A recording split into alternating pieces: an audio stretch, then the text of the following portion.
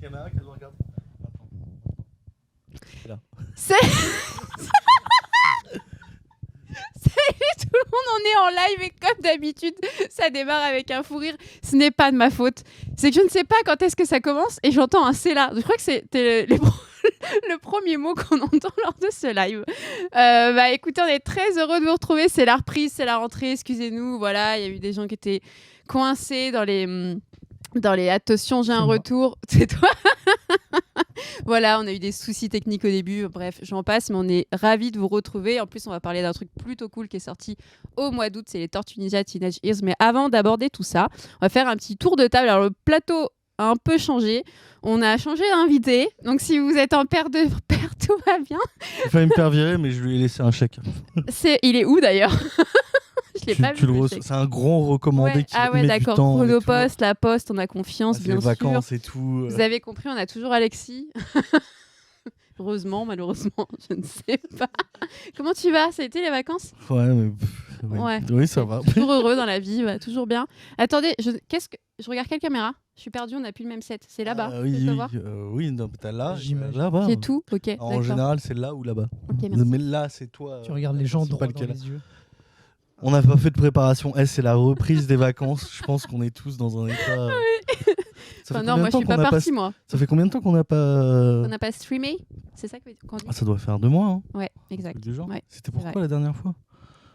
C'était Flash? Non, ouais, Flash. C'est Flash. C'est Flash, ouais, c'est ça. C'est pour ça que ça remonte. Ça fait de la peine. Et on a le plaisir de recevoir Comics. Mais si, je suis trop contente. Ça fait longtemps en plus qu'on ne s'est pas vu. Comics Guardian.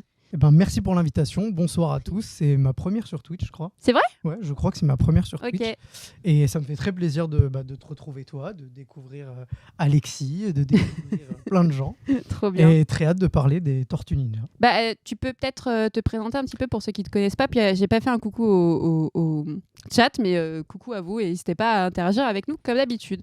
Et alors, du coup, Comics Guardian, moi j'opère principalement sur YouTube et Instagram. Voilà. C'est comme les super-héros, hein. J'opère. C'est chacun vrai, a sa zone d'opération. Mais t'as enlevé ton masque depuis quelques années. C'est vrai. Ah, tu portais un masque avant? Au tout début, ouais, je voulais être vraiment dans la peau d'un super-héros. Je me suis dit, voilà, tout le monde pourrait être Comics Guardian, comme tout le monde peut être Spider-Man sous le masque. Ça peut marquer. Hein. Masqué, ça a bien marché pour lui. Hein. C'est vrai. C'est vrai. Oui, je connais. Ouais. Et du coup, moi, je parle principalement de comics, de super-héros. En fait, j'essaye de faire le lien entre les comics et les adaptations pour essayer d'emmener un peu des gens qui ne seraient pas intéressés à la base par les comics à venir découvrir les comics une fois qu'ils ont vu un film, une série, un film d'animation comme les Tortues Ninja, par exemple. Ouais, complètement.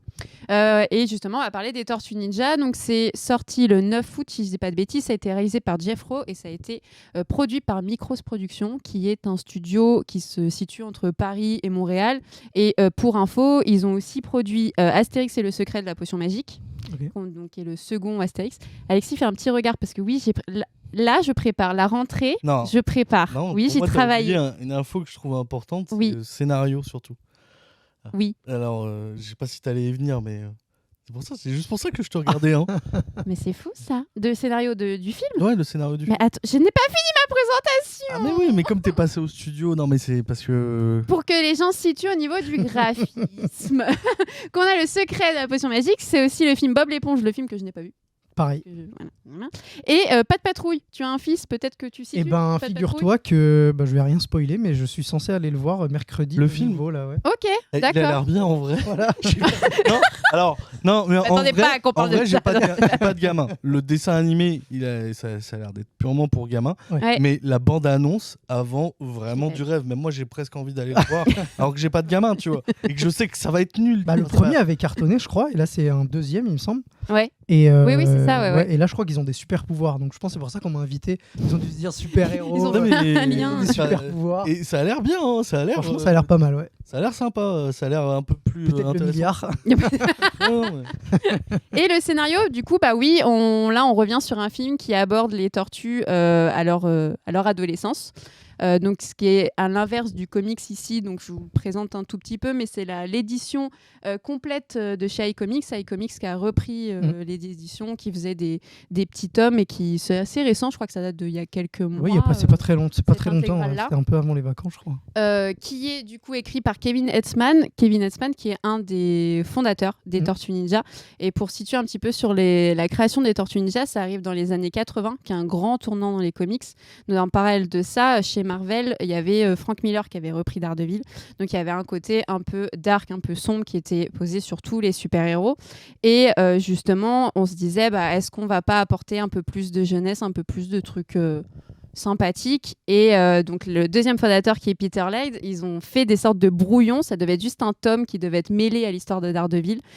C'était un jeu pour eux et finalement le brouillon est devenu réalité parce que les Tortues Ninja existent encore aujourd'hui. Il y a eu énormément de jeux vidéo, ça tu pourras en parler Alexis. Il y a eu pas mal de séries. Alors la toute première série, elle est en 87, c'est les Tortues Ninja, les Chevaliers de l'Écaille. Je sais pas si ça vous dit quelque chose. Oui, bien sûr. La musique vous dit aussi peut-être quelque chose. Évidemment. Je Grand suis classique. déçue parce que personne ne chante. Du coup. Ah là, ouais, non. Non, je vais pas prendre le. J'ai pas fait mes vocalises avant. Des cahiers. C'est ça. Je savais, il fallait juste que je l'ambiance un petit peu et c'est parti quoi. Et donc on a eu plusieurs versions avec des Tortues Ninja plus adultes, donc c'est le cas du comics là. Et là, dans notre film, là, donc, ce qu'on va aborder aujourd'hui, ils sont jeunes et ils reviennent un petit peu sur le contexte de création, en tout cas de naissance, qui est les produits chimiques qui sont tombés dans les égouts, où il y avait ces petites tortues-là, etc. etc. Toujours été traité très rapidement et très vaguement dans les adaptations films et animés, mais c'est vrai que c'était pas le sujet, et puis ça devait être... À l'époque, ils voulaient pas se creuser la tête à dire oui, mais pourquoi ça marche, et parce que là, ça va à peu près, on le revoit, et c'est intéressant d'avoir un reboot d'Origin Story un peu pour le pour le grand public aussi.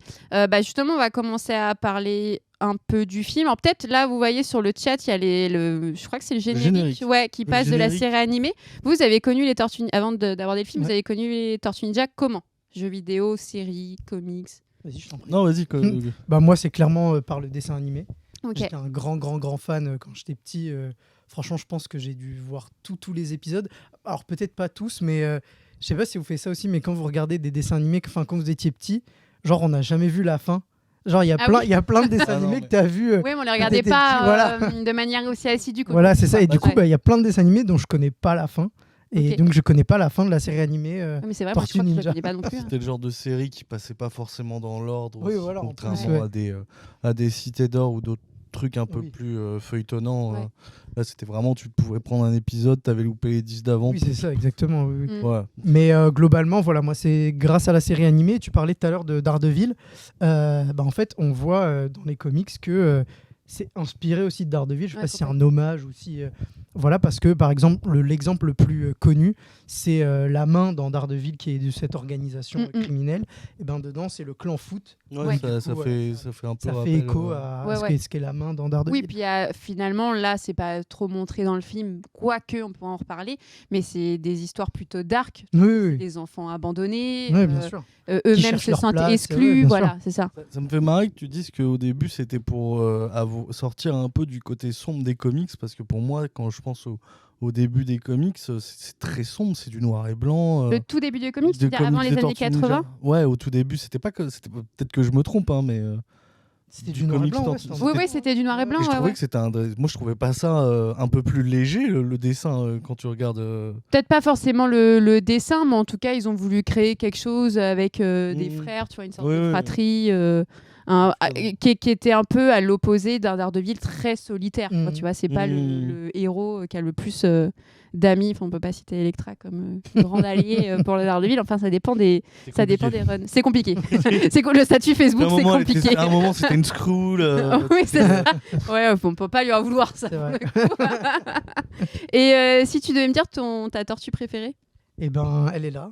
Je dirais Raphaël, qui est je pense mon préféré, parce que j'aime bien. T'aimes bien la bagarre. En fait, j'aime bien. Voilà, je le trouve badass. Et mais malgré ça, c'est quand même le bon frère, c'est-à-dire que si ses frères ont un problème, il est toujours là pour les aider, même si c'est un peu la teigne du groupe, etc. J'ai jamais été trop fan parce que en général, le préféré des gens, c'est Leonardo parce que voilà.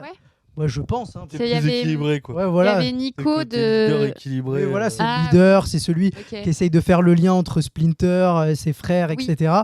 Donc les gens ont tendance à le préférer. Moi, j'ai toujours aimé Raphaël, qui est un peu le. Et j'ai jamais su pourquoi d'ailleurs ils s'appelaient tous en version italienne.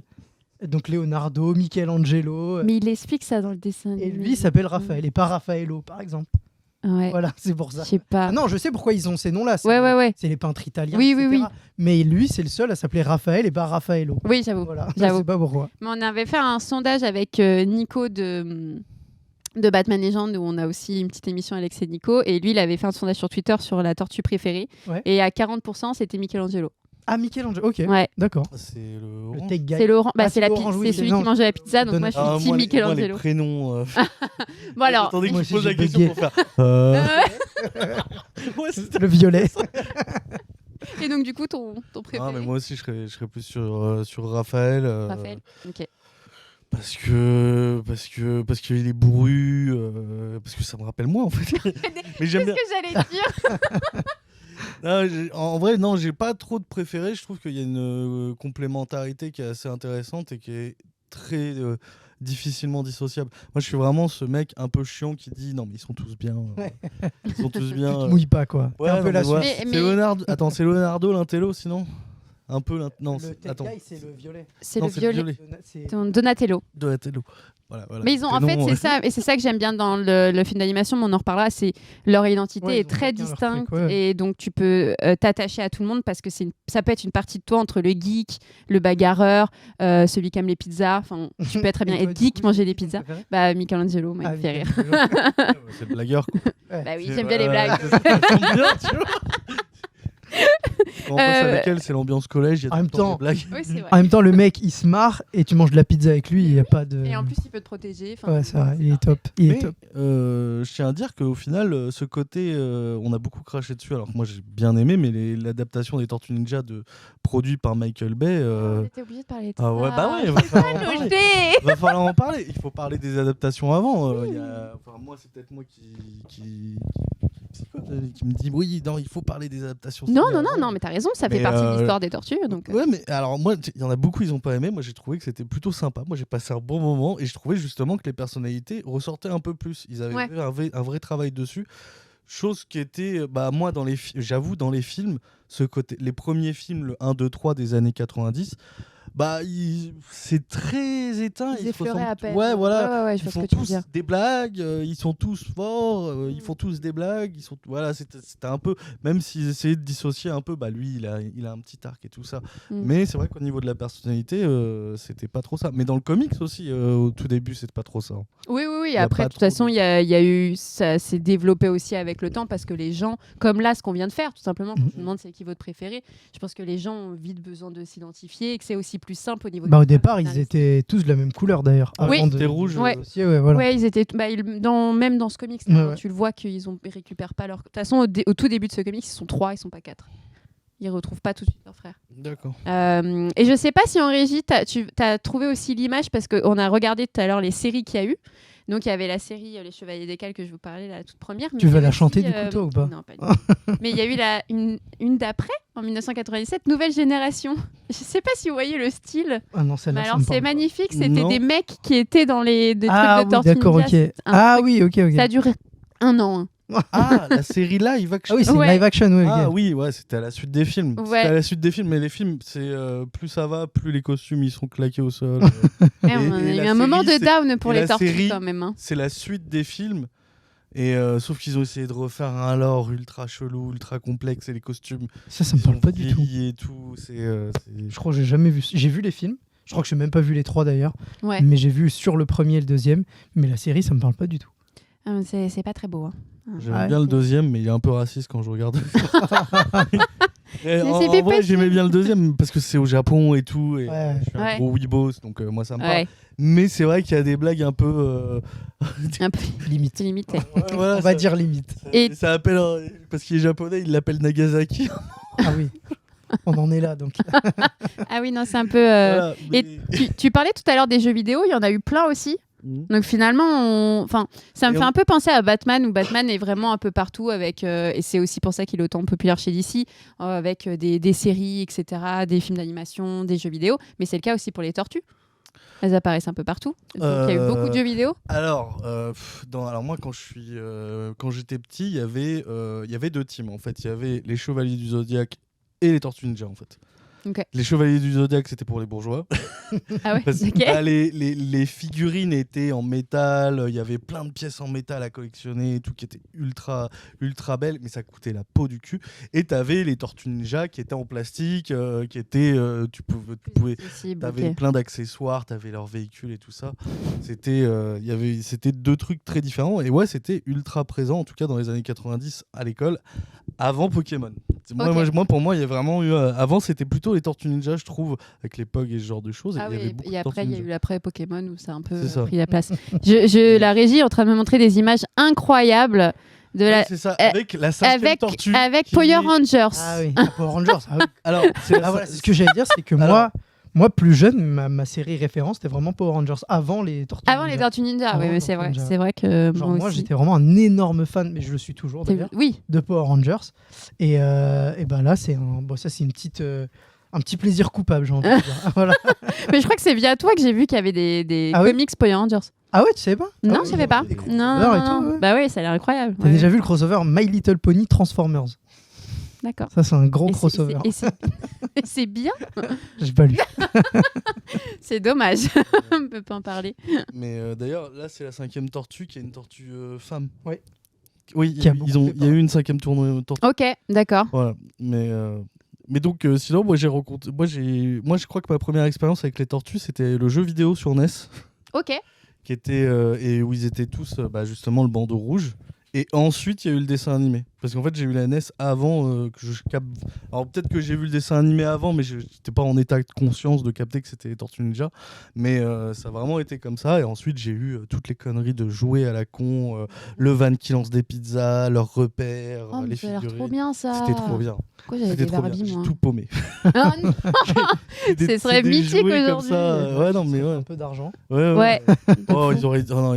Non, parce que. Dans un sale état. Ah ouais. Non, bah, du coup, il a utilisé le truc pour lancer les pizzas. J'ai peut-être le van, mais j'ai plus les pizzas qui sont en mini. Super, la régie qui nous met avec du coup en image le jeu. Ouais, c'est ça. Ah ouais, d'accord. Et il y avait un niveau et tout le monde crache dessus, mais en vrai, moi vraiment, ça a été un de mes meilleurs jeux de NES. Après, il y a beaucoup de mélancolie, enfin tu vois, de nostalgie, parce que bon, ça. Mais je le trouvais. En fait, à l'époque, moi, je le trouvais beau, je le trouvais bien. En fait, j'aimais bien le côté.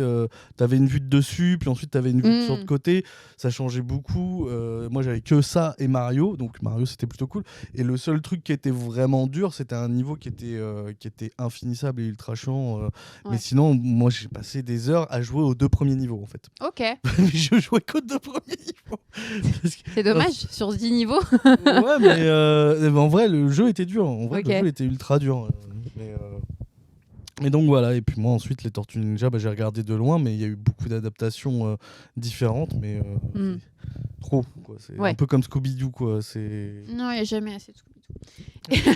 La touche à Scooby-Doo. Ouais, c'est ça. Toi, c'est Power Rangers, moi, c'est Scooby-Doo. Moi aussi, Scooby-Doo. Bon, du coup, on va parler du film. Salut Cheka Gamers, qui nous... Ouais, plein d'emojis dinosaures, trop bien. Pour les Power Rangers. C'est peut-être ça, peut-être. On va faire une partie sans spoil.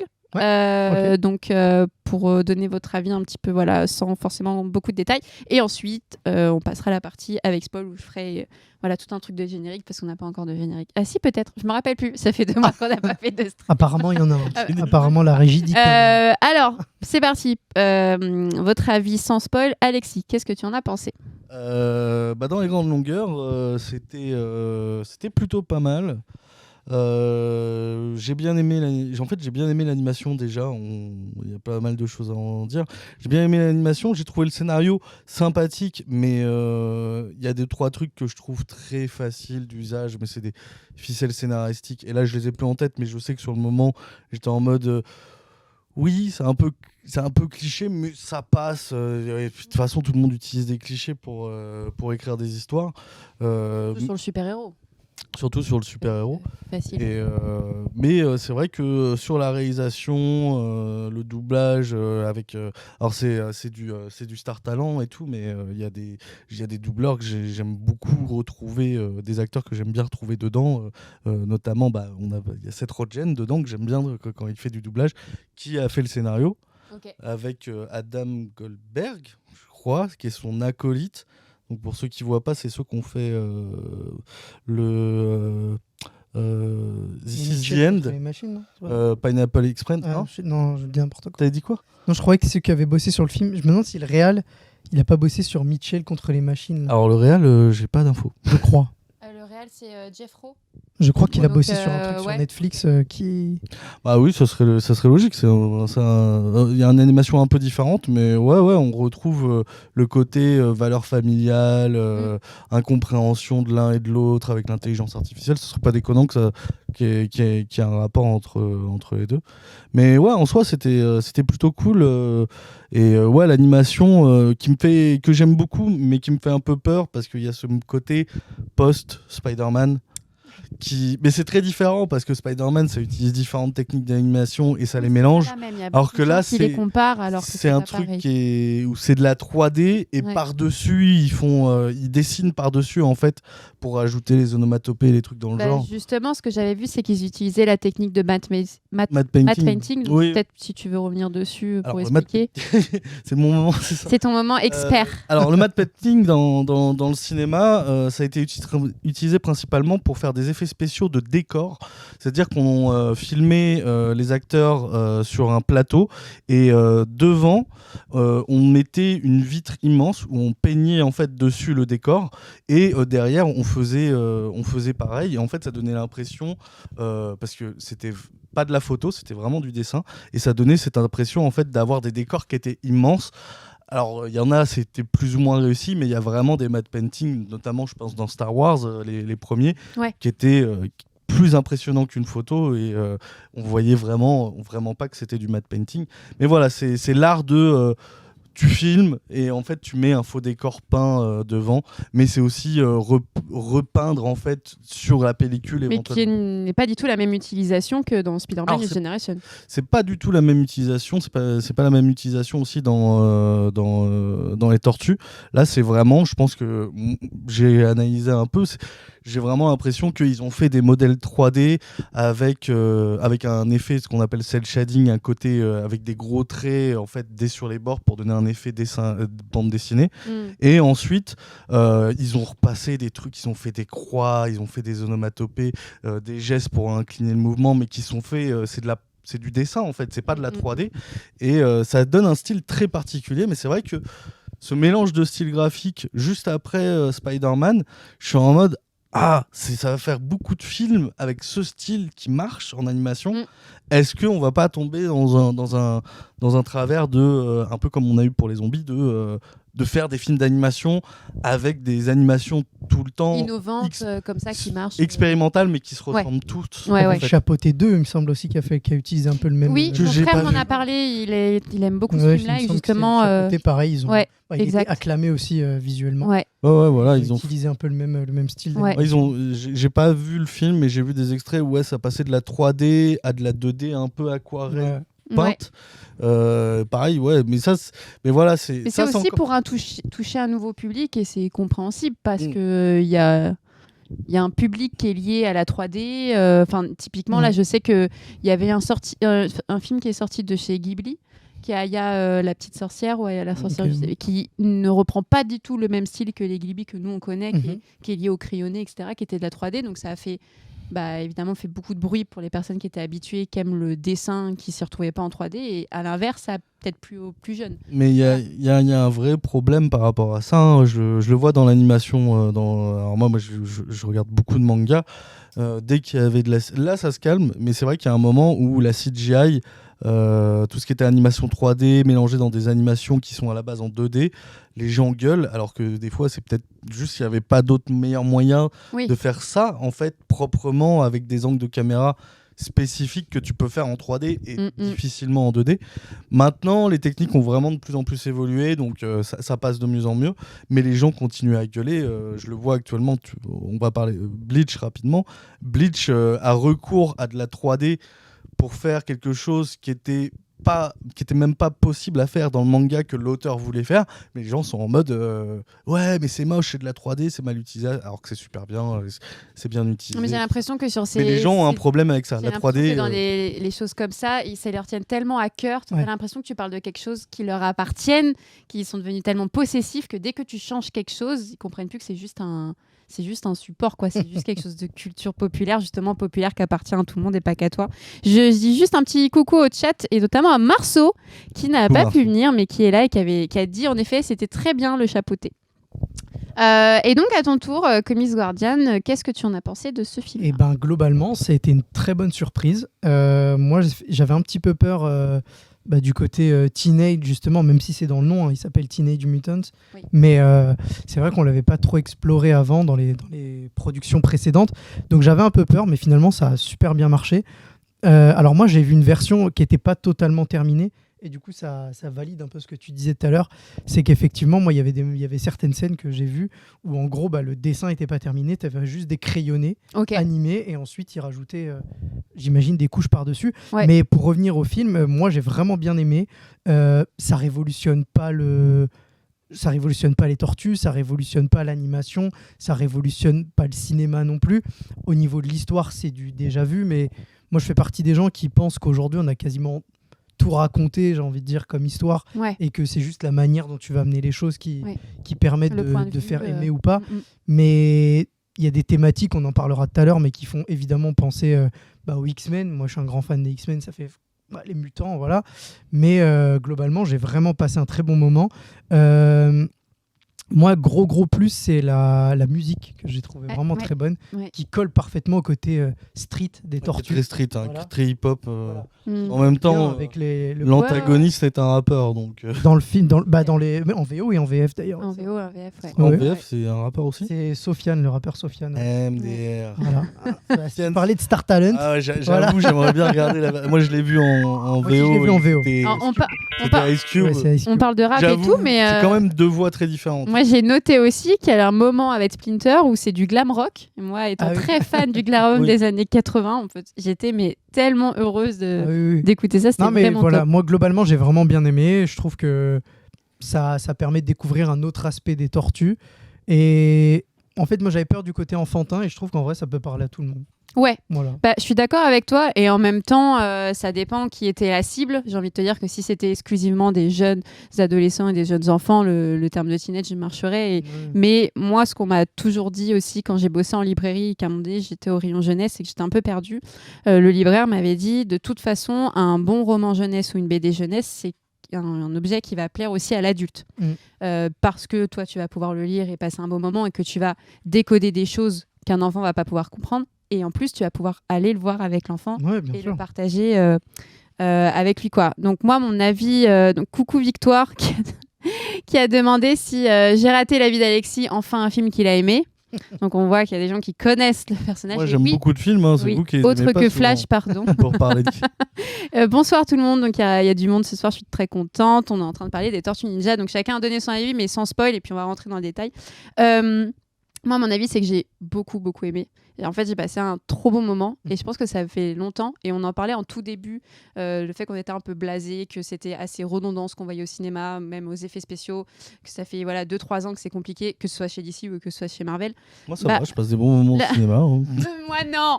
Non, mais vraiment, non. Moi, c'est parce que tu vas pas voir les DC et les Marvel. Si. Non, mais il a des avis. Alors, on va pas en reparler. Mais non, mais moi, je pense qu'on cherche trop, en fait, actuellement. Mais moi, je les vois pas autrement. Moi, tu vois, genre, un film d'auteur, je vais le voir comme un film d'auteur, mais un film qui est pas d'auteur, je vais le voir autrement. Un film qui est popcorn, si je passe un bon moment et que j'ai trouvé des moments cool, je vais être assez content. Oui, je vais juger le scénario, je vais juger des trucs, mais c'est vrai que, toi, The Flash, moi, il y a des trucs que j'aime bien. Ouais, bien sûr. La première à aimer les films popcorn, mais quand on se fout un peu de ma gueule au niveau des effets visuels. Ouais, mais toi, t'es une hardcore de chez DC, donc tu peux pas. Donc, je finis mon avis. Je vais user de mon pouvoir pour faire terre les gens. Donc, non, mais j'ai vraiment passé un moment. Alors, c'est peut-être un tout parce que j'étais avec mon petit frère et qu'avec mon petit frère, on regardait la série animée et qu'on juste aussi, on a beaucoup kiffé le moment. J'ai adoré la musique. Je trouve que le design est intéressant, qui est très différent de Spider-Man New Generation. Mais moi, j'aime bien ce côté brouillon. Enfin, moi, comme on parlait des Ghibli tout à l'heure, j'aime ce côté dessin artistique. Et donc, tu le vois des fois. Alors, peut-être que ça, on en parlera, mais dans les bémols, dans les scènes d'action, parfois, ça peut être un peu brouillon. Mais je disais tout à l'heure, c'est un studio qui est entre guillemets un peu récent et qui n'est pas habitué à faire ce style-là. Tu vois, sur Astérix et la potion magique, c'est quand même des choses un peu plus posées. T'avais moins de scènes un peu hardcore comme ici.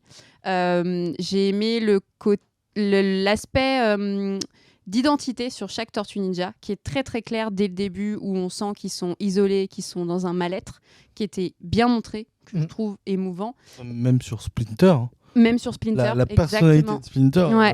Alors c'est très différent de ce qu'il propose. Ouais. Au début, j'étais un peu surprise parce que tu t'attends quand même à Splinter qui est toujours très droit, très sûr de lui, et là qui est vraiment c'est un daron. C'est un vieux daron. Ouais, moi, c'est un daron. Moi, ça fait partie des points où j'ai pas accroché. Vraiment, c'est Splinter que je trouve un peu trop pâteau. Contrairement au Splinter que je connaissais moi. C'est peut-être parce que justement, comme tu étais en effet de comparaison, même mon frère qui m'a dit je suis étonné parce qu'à un moment donné, on a d'autres. Oui, on va aller doucement dans la partie avec spoil. Mais bon, il y a des modifications qui sont plus ou moins intéressantes, mais en même temps, c'est obligé. Oui, on peut pas partir en copier-coller. Mais moi, vraiment très très bon moment. J'ai quasiment tout aimé et je pense que j'ai tout aimé parce que, comme vous l'avez dit, c'est simple. On n'est pas sur un scénario très compliqué et en même temps, ça n'a pas besoin de l'être parce que au final, le résultat, il est que voilà, c'est respecté au niveau des méchants, notamment avec la scène générique. J'avais un peu peur parce que je me disais merde, il manque un truc. Et hop, c'est ramassé. Bon, on va reparler de la série et tout ça, mais globalement, c'était quand même pour moi un très bon film. Mais tu disais que c'est, comme tu disais, c'est ce que je disais, le scénario est assez simple, mais ça sent que c'est un scénario qui est pensé pour faire un premier épisode. Sur toute la longueur. On a de l'origin story, on a de l'explication de l'or, d'univers, d'autres personnages, de comment fonctionne le monde,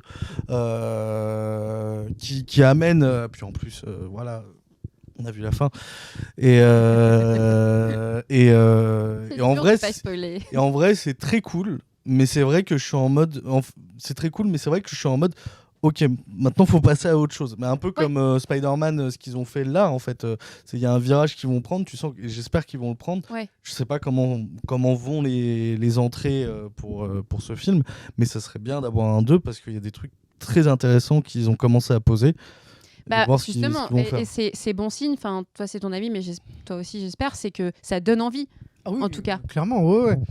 Effectivement, là moi j'ai vu ça comme une grosse origin story, et finalement, à la fin, on arrive au moment où on retrouve les tortues qu'on connaît finalement, et on attend de voir ce que ça va donner derrière. Effectivement, là c'est un très bon film pour des gens qui connaissent rien aux tortues. Je pense à des enfants qui découvrent pour la première fois, parce qu'on va pas se mentir, c'est une licence qui est un peu vieillotte entre guillemets, les Tortues Ninja. Pour les enfants qui sont aujourd'hui en primaire, ça parle pas beaucoup, j'imagine.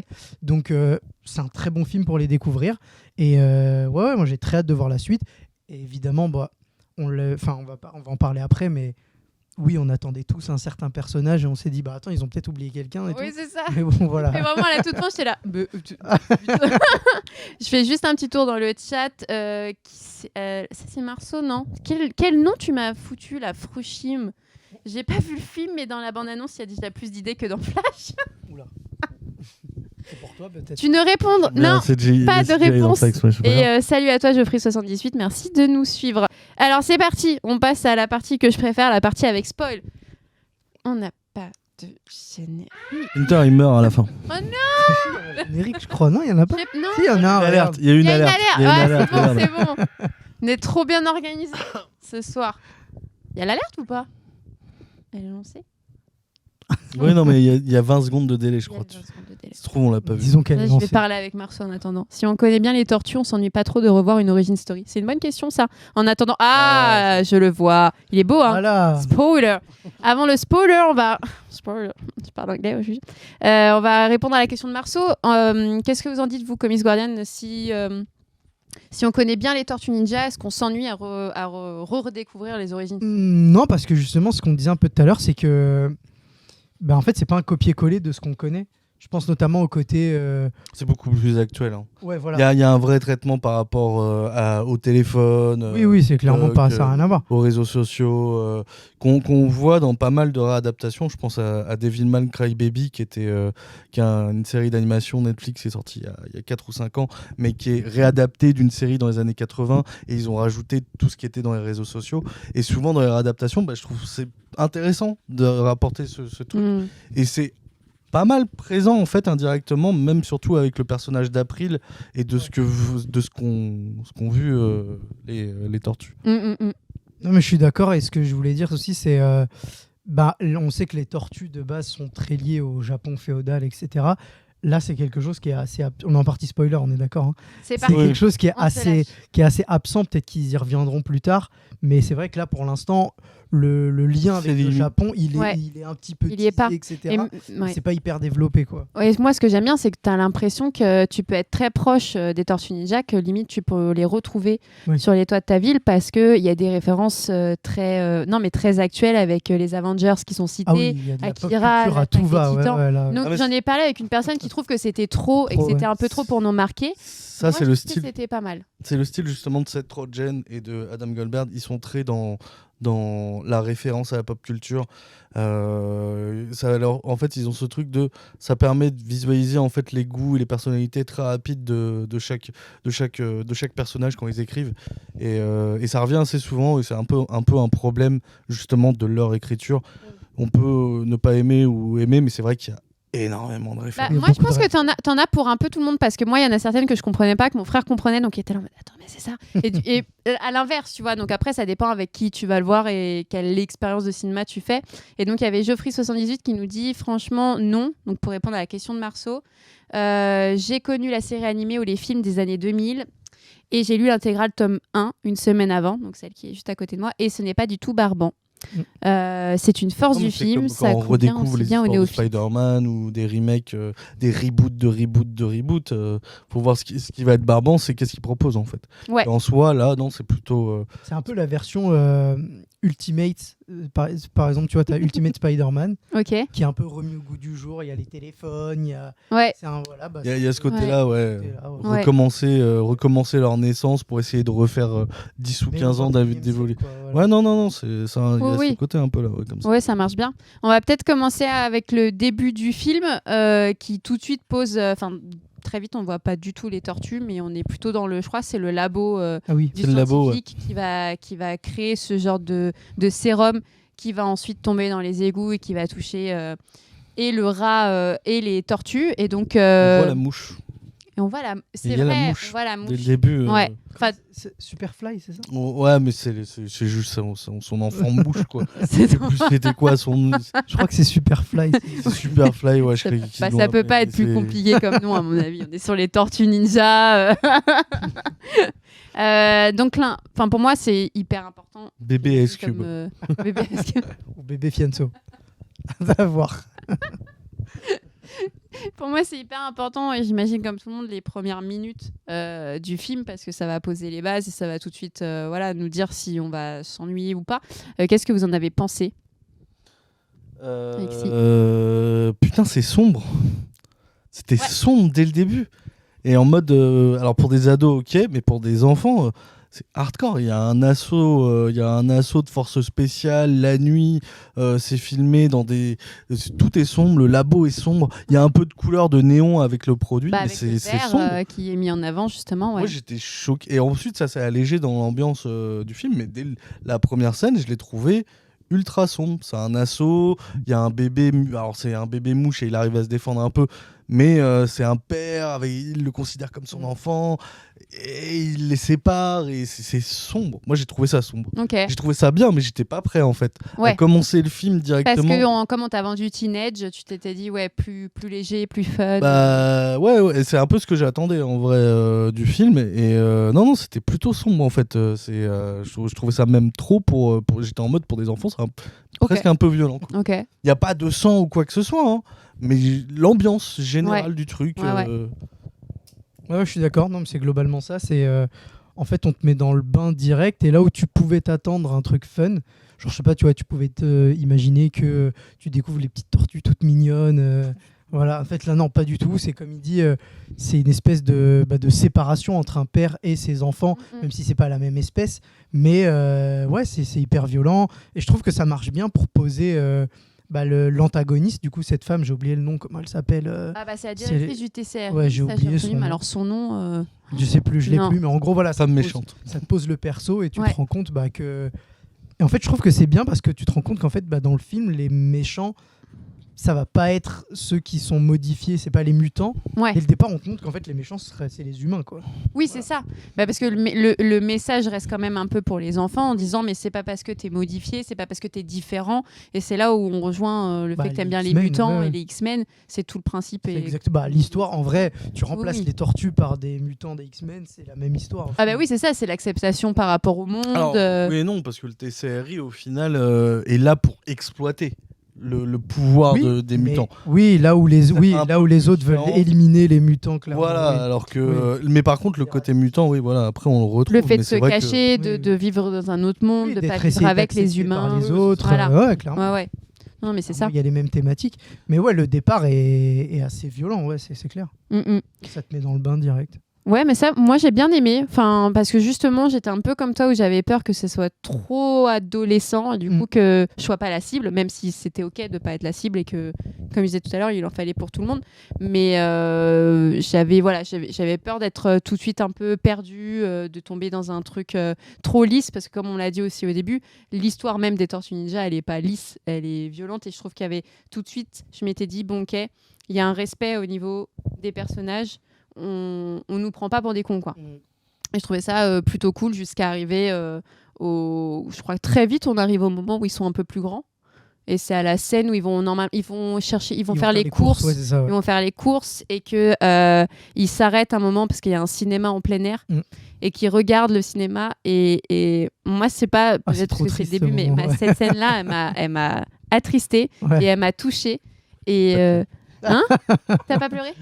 Non, j'ai trouvé ça mignon, mais c'est vrai que j'étais pas, ça m'a pas plus. Moi, je trouve que ça fonctionne parce que peut-être que là, la force de l'animation de cette production-là, avec le visage des tortues qui était plutôt clair, plutôt expressif, je sais pas, les épaules voûtées. Oui, moi, je trouve que sur tu ça, comprends. Et puis même la symbolique de eux, ils aimeraient bien rester avec les humains, regarder, et eux ils sont obligés de retourner sous terre. Surtout que tu comprends que c'est pas la première fois qu'ils font ça. Oui, que c'est long, que ça fait longtemps, et ça j'aimais bien. Moi j'étais surtout perturbé à ce moment-là par le fait que eux ils sont en dessin animé et que le film qu'ils regardent il est pas en dessin animé, et ça m'a un peu perturbé. T'avais ça aussi dans Spider-Man. Oui, mais c'est pas pour autant que ça me perturbe pas. Oula, tu viens de me cogner. Ça a été filmé. On a changé ma disposition et je suis perturbée. Tout va bien. Si je parle à l'envers. Y a pas de sang. Non, c'est bon, c'est un petit. Ça va. Quand même. Mais donc, non, moi ça m'a un peu perturbé. Ensuite, et il l'utilise plusieurs fois en plus dans le truc. Mais ça m'a perturbé. J'ai commencé à me prendre la tête, à me dire est-ce que ça veut dire que le monde réel. Est-ce que le dessin animé est pour nous par rapport à eux? Alors toi, carrément? Oui. Mais moi je suis comme ça. Moi je me prends la tête. J'essaie de chercher des lectures. Oui, ça m'a pris. Mais non, la scène était très bien. Mais c'est vrai que j'étais sur autre chose. Il n'était pas dans l'émotion.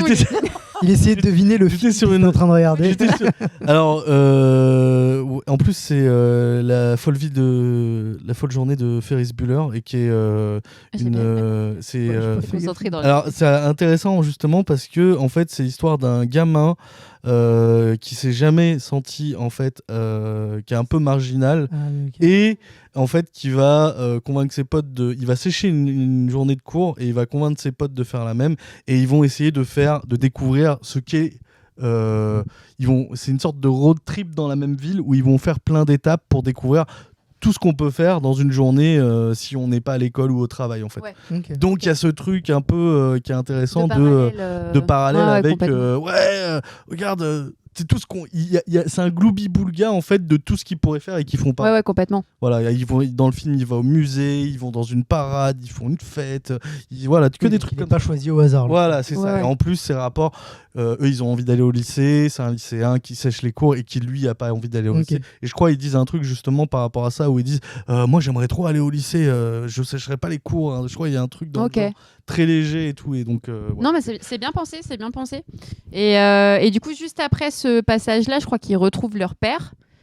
Ouais. Et justement, on peut faire peut-être un petit point sur Splinter parce qu'on l'a dit au tout début où moi j'ai trouvé ça un peu surprenant de le retrouver tout vieux, tout ratatiné sur lui-même. Enfin, c'est pas la vision je sais pas, dans les séries, etc. Donc après, je trouve que c'est bien raconté. Je trouve qu'il a une vraie évolution jusqu'à trouver une chérie. Je trouvais ça plutôt drôle. Surtout le type de chérie qu'il a choisi. Mais qu'est-ce que vous avez pensé du père Splinter ? Globalement, je trouve que le perso, dans la caractérisation, il est plutôt respecté. Maintenant, c'est vrai que visuellement, moi, j'ai eu du mal. Alors, je sais pas si c'est le dessin qui m'a dérangé ou si c'est ça. Pépère. Il fait pépère visuellement. Ouais, voilà, c'est ça. Il fait vraiment très, très vieux, quoi. Alors, oui, il est vieux déjà à la base, mais là, il a l'air tout recroquevillé sur lui-même. Je sais pas, et j'ai du mal à le voir, j'ai du mal à me dire que ce mec-là, il leur a appris les arts martiaux. Il était plus jeune. Oui, il était plus jeune, c'est vrai. Plus jeune. Mais j'ai du mal à me dire que, tu vois, à tout moment, il peut sauter, mettre des coups. Il l'a fait. Mais il l'a fait. Il l'a fait. En surprenant tout le monde, d'ailleurs. En vrai, c'est un rat. Un rat, c'est assez souple. Ça peut détendre, bien sûr. son corps. Mais je sais pas, je pense que c'est visuellement que ça m'a un peu dérangé, parce que j'avais une autre vision de Splinter, tout simplement, et que là, je l'ai trouvé peut-être, Et puis avec la voix de Gérard Darmon en français, ça aide pas parce qu'ils sont encore plus vieux. Ah d'accord, je l'ai écouté en VO. Mais juste avant, il y a Geoffrey aussi qui nous dit la même chose, qui dit visuellement ça va, mais les lunettes et le caractère de vieux bonhomme, c'est pas mon coup de cœur. C'est vrai qu'il y a des lunettes, mais moi ça m'a pas spécialement dérangé qu'il fasse vieux, mais parce que dans les 3 films, il est vieux et il fait rien. C'est un vieux machin tout rabougri, il bouge à peine, il sait pas trop se battre. Enfin, il fait 2-3 trucs, mais tu sens que la marée. Bon. Dans la série animée, il me semblait pas aussi. Dans la série animée, il est jeune, il est en mode Hugh Hefner peignoir. Non, mais c'est ça. Non, mais je suis d'accord. Mais toi, mais moi, j'ai que cette vision-là. Alors que moi, j'ai l'autre vision de justement dans les films où c'est un vieux. Il a vu son temps où il leur a enseigné, mais maintenant c'est plus le cas. Il connaît 2-3 trucs. Je pense que ça marche mieux et ça explique. Je viens d'y penser, mais ça explique peut-être leur envie aussi de s'émanciper. Tu vois, t'aurais un père hyper stylé en mode karaté où la nuit tu te retrouverais sur le parking et que tu ferais des combats. Mais là, tu vois bien qu'en fait, et c'est le propos de tout Splinter par presque la moitié du film, c'est non, il faut se cacher, non, vous n'avez pas votre place. Et plus tu dis ça à un adolescent, qu'est-ce qu'il va faire ? Lui, il va partir. C'est un peu logique. Donc, je pense que des adolescents humains, c'est pas pareil, c'est des adolescents tortues, quoi. Le cerveau. Mais non, c'est le principe, ils sont humains comme nous. Mais t'as pas compris tout ce qu'on veut te dire dans le film. C'est des mutants. Les accepter. Ils nous volent notre travail. Et nos femmes. Coupez le live, s'il vous plaît. Ils volent nos cafards femmes, quoi. Il y a Geoffrey qui nous dit que c'est lourdingue aussi. Alex a raison. Alexis ou Alexandra ? Mais Alex a raison, le côté papa relou et lourdingue, ça justifie la bonité. Ah, c'est moi. C'est toi. Merci. Il est tortu de sortir. Papa lourdeau et lourdingue, mais en fait le truc c'est qu'il leur a appris à se défendre, mais pour quand lui il pourra plus les aider à se défendre parce qu'ils étaient gamins, maintenant ils ont grandi, mais maintenant comme il peut plus se défendre parce que justement il est vieux, il les surprotège parce qu'il peut pas réagir. Mais tu sais ce que j'ai pensé à un moment donné, c'est qu'il a ce discours de comme l'humain a été virulent une fois, ils vont recommencer s'il n'a pas tort. Et du coup, j'étais en mode mais c'est l'histoire de Ratatouille. Personne n'a pensé à ça. Ah non, je suis désolée. J'ai pas vu Ratatouille. Oh non. J'ai pas vu là-haut non plus. Oh non. Mais j'ai vu Aladdin et Atlantide et la planète au trésor. Rien à voir. Mais non. Le mec s'est arrêté en 97. Mon dernier, c'est Blanche-Neige. J'ai un peu de retard sur les Pixar. Un petit peu, ouais, légèrement. Va falloir rattraper ça. J'ai pas voulu regarder Ratatouille, ça me saoulait tout le monde était en mode Paris, ça me saoulait. Non, c'est trop bien. Non, mais j'en doute pas. Il me critique, mais il est pas mieux. C'est Madame Celle qui. Il te critique, mais il est pas mieux. Salut Amo, j'espère que tu vas bien.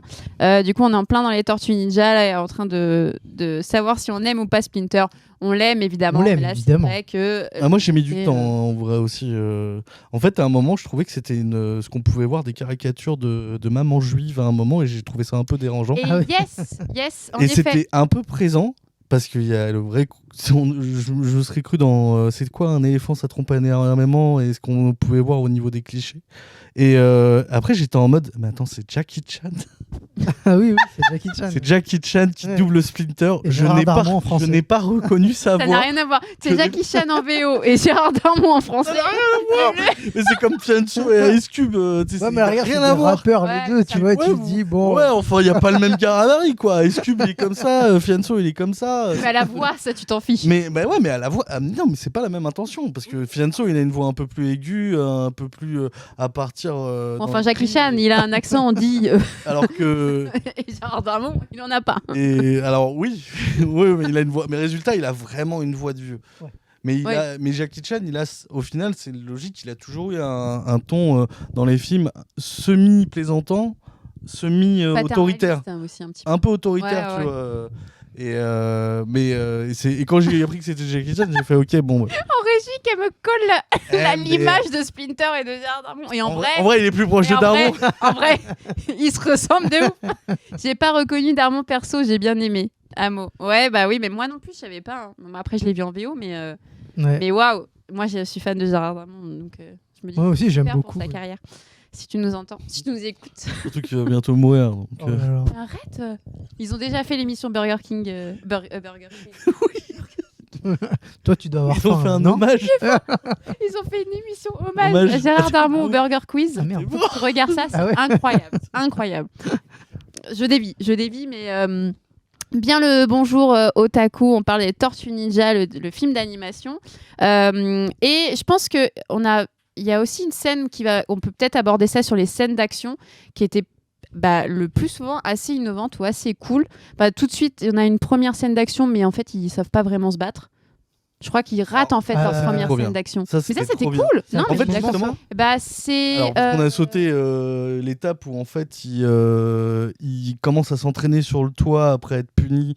Parce qu'il y en a un qui a fait la balance auprès du père. C'est Leonardo. Ils sont plus sortis. Leonardo qui a fait la balance pourquoi auprès je du l'aime père. pas, Ensuite, ils vont sur le toit.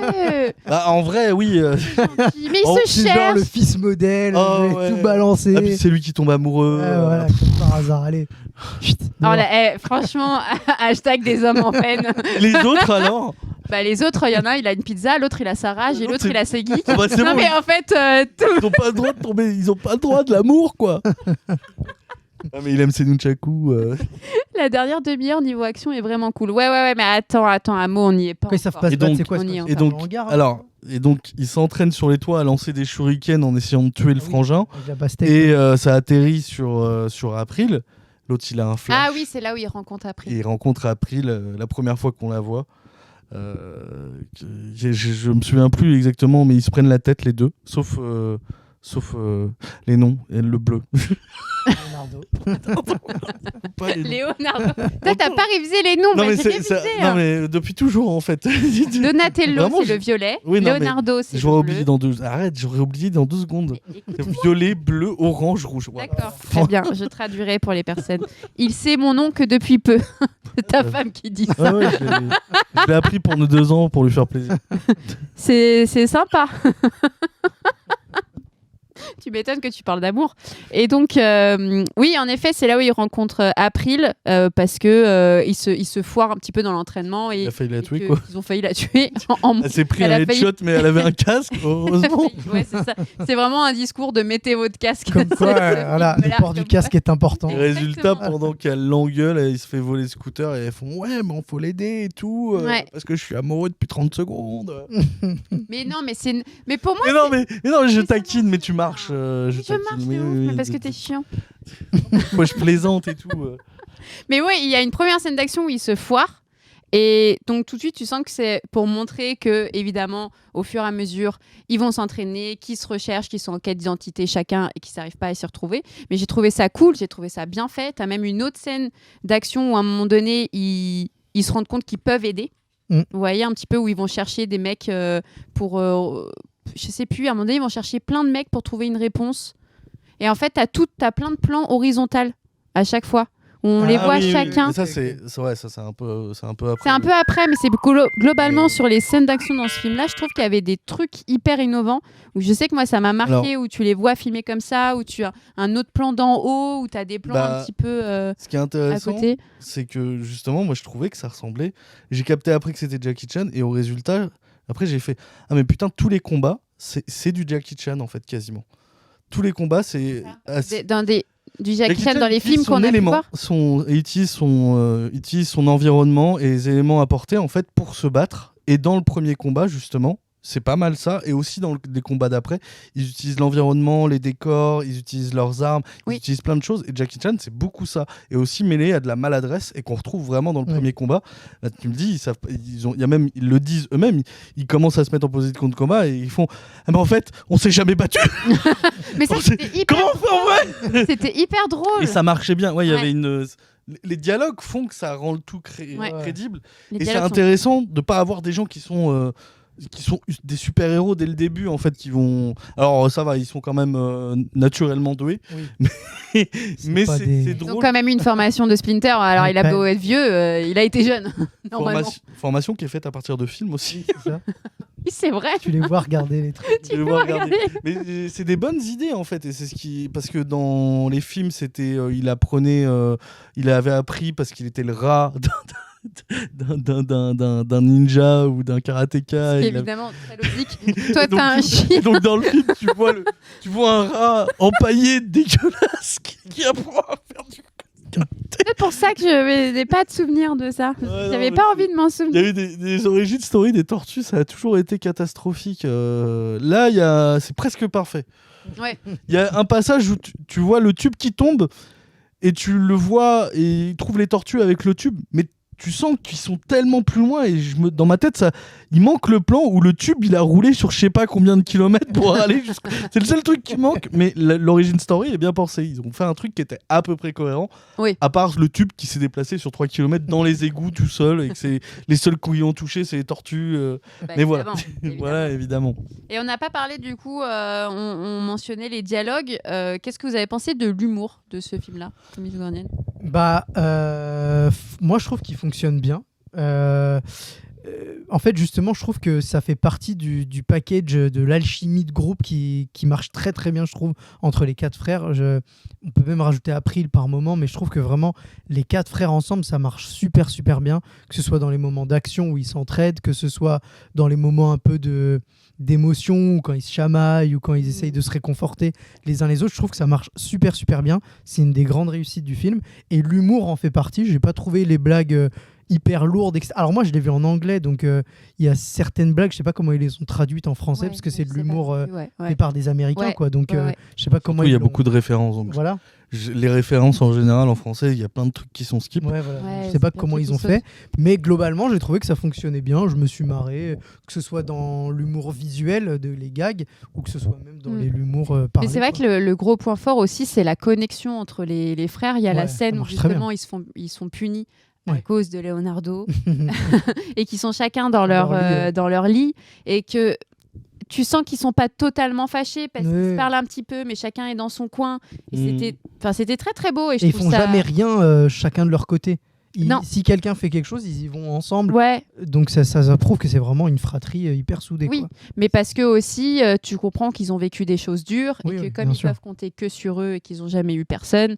Et c'est là aussi où tu as peut-être un peu peur d'April qui arrive et qui peut casser cette alchimie.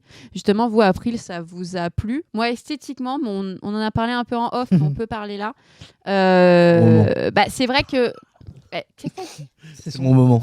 C'est ton moment. Il va cracher son venin. Là. Il va cracher, ouais. Mais il y a toujours un moment comme ça. Hein. Et Victoire est partie, mais elle aurait su.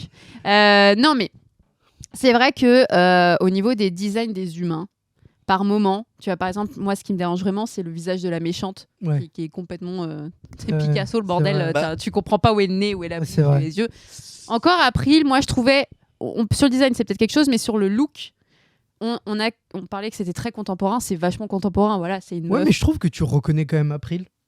Oui, tu la reconnais. Ce côté très extérieur aux tortues qui est intéressant parce que justement tu parles de l'humour, mais elle a fait moins de blagues, mais en fait on rigole plus de ses réactions par rapport aux tortues que autre chose. Après, le coup du vomi, c'est peut-être un peu too much. Ah ouais, je suis d'accord. Voilà. Alors je sais pas, moi je sais pas trop quoi en penser. Je trouve ça intéressant de créer une fragilité. Je vais resituer pour les personnes qui sont pas mal à nous suivre. En fait, c'est intéressant d'avoir une fragilité juste par rapport à April, parce que dans les premiers, elle était souvent dans l'animation, elle était souvent la jeune fille à sauver, et, pas très badass et vite fait, mais en même temps on la sauve.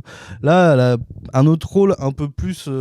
Je vous apprends le monde extérieur, et je trouve qu'en fait le seul point faible du personnage, c'est peut-être ce truc.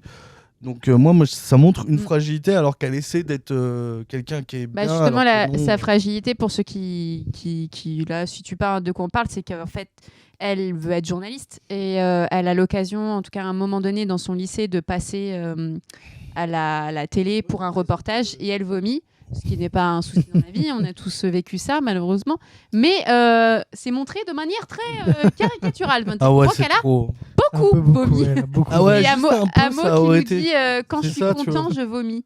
C'est vrai, c'est une référence à la Cité de la Peur. D'accord, j'ai eu peur. Je me suis dit, Amo, pourquoi? Pas grave, Alex, t'es jeune, c'est pour ça. Je suis jeune, c'est vrai, merci. Oh, ça fait plaisir d'entendre ça. C'est bientôt plus le cas en février, donc.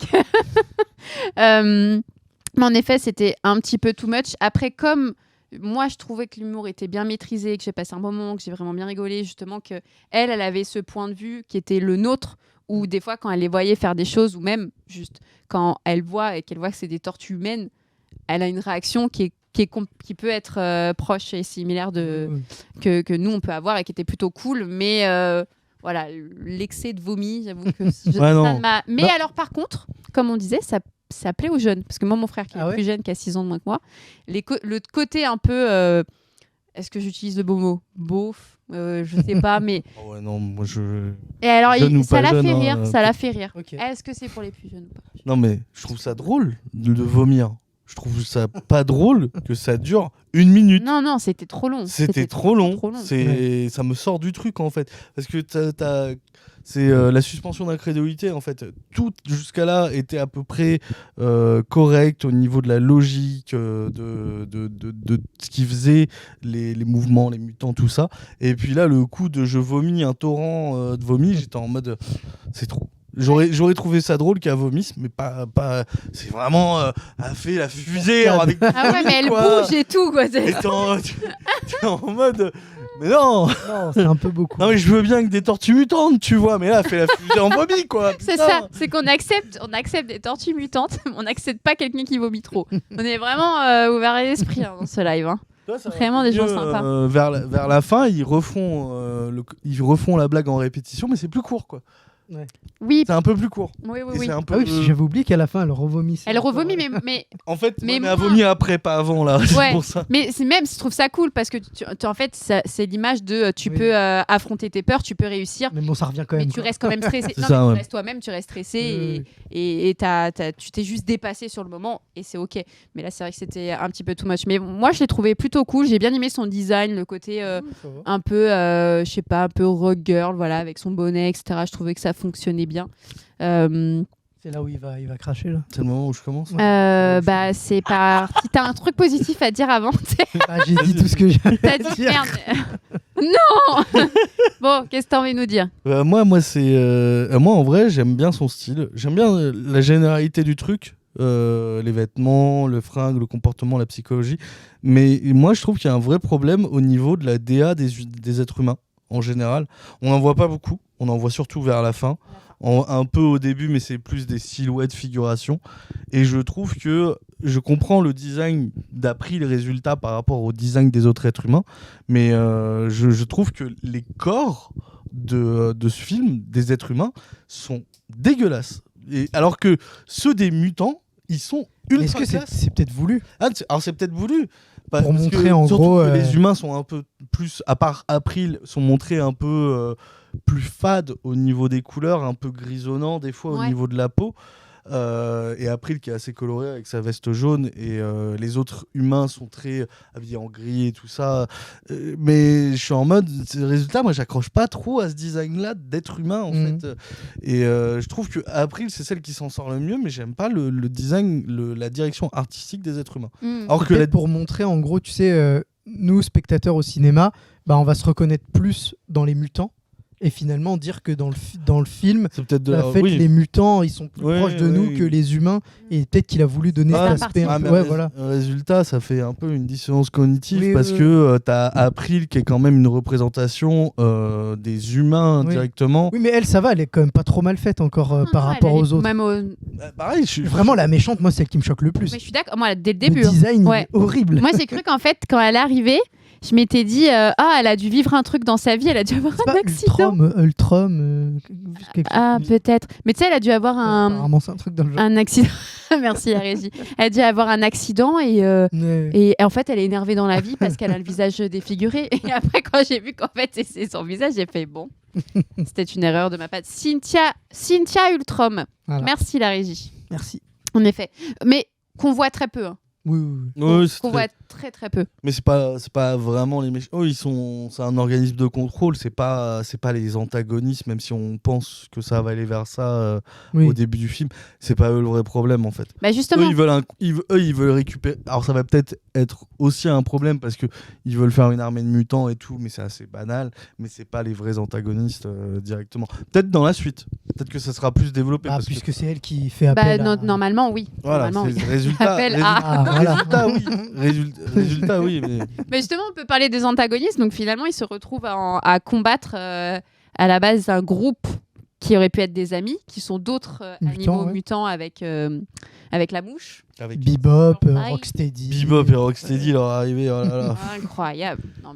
Non, c'était cool de ouf. C'était cool. Et résultat, c'est Seth Rogen qui est le scénariste et que j'aime beaucoup la voix.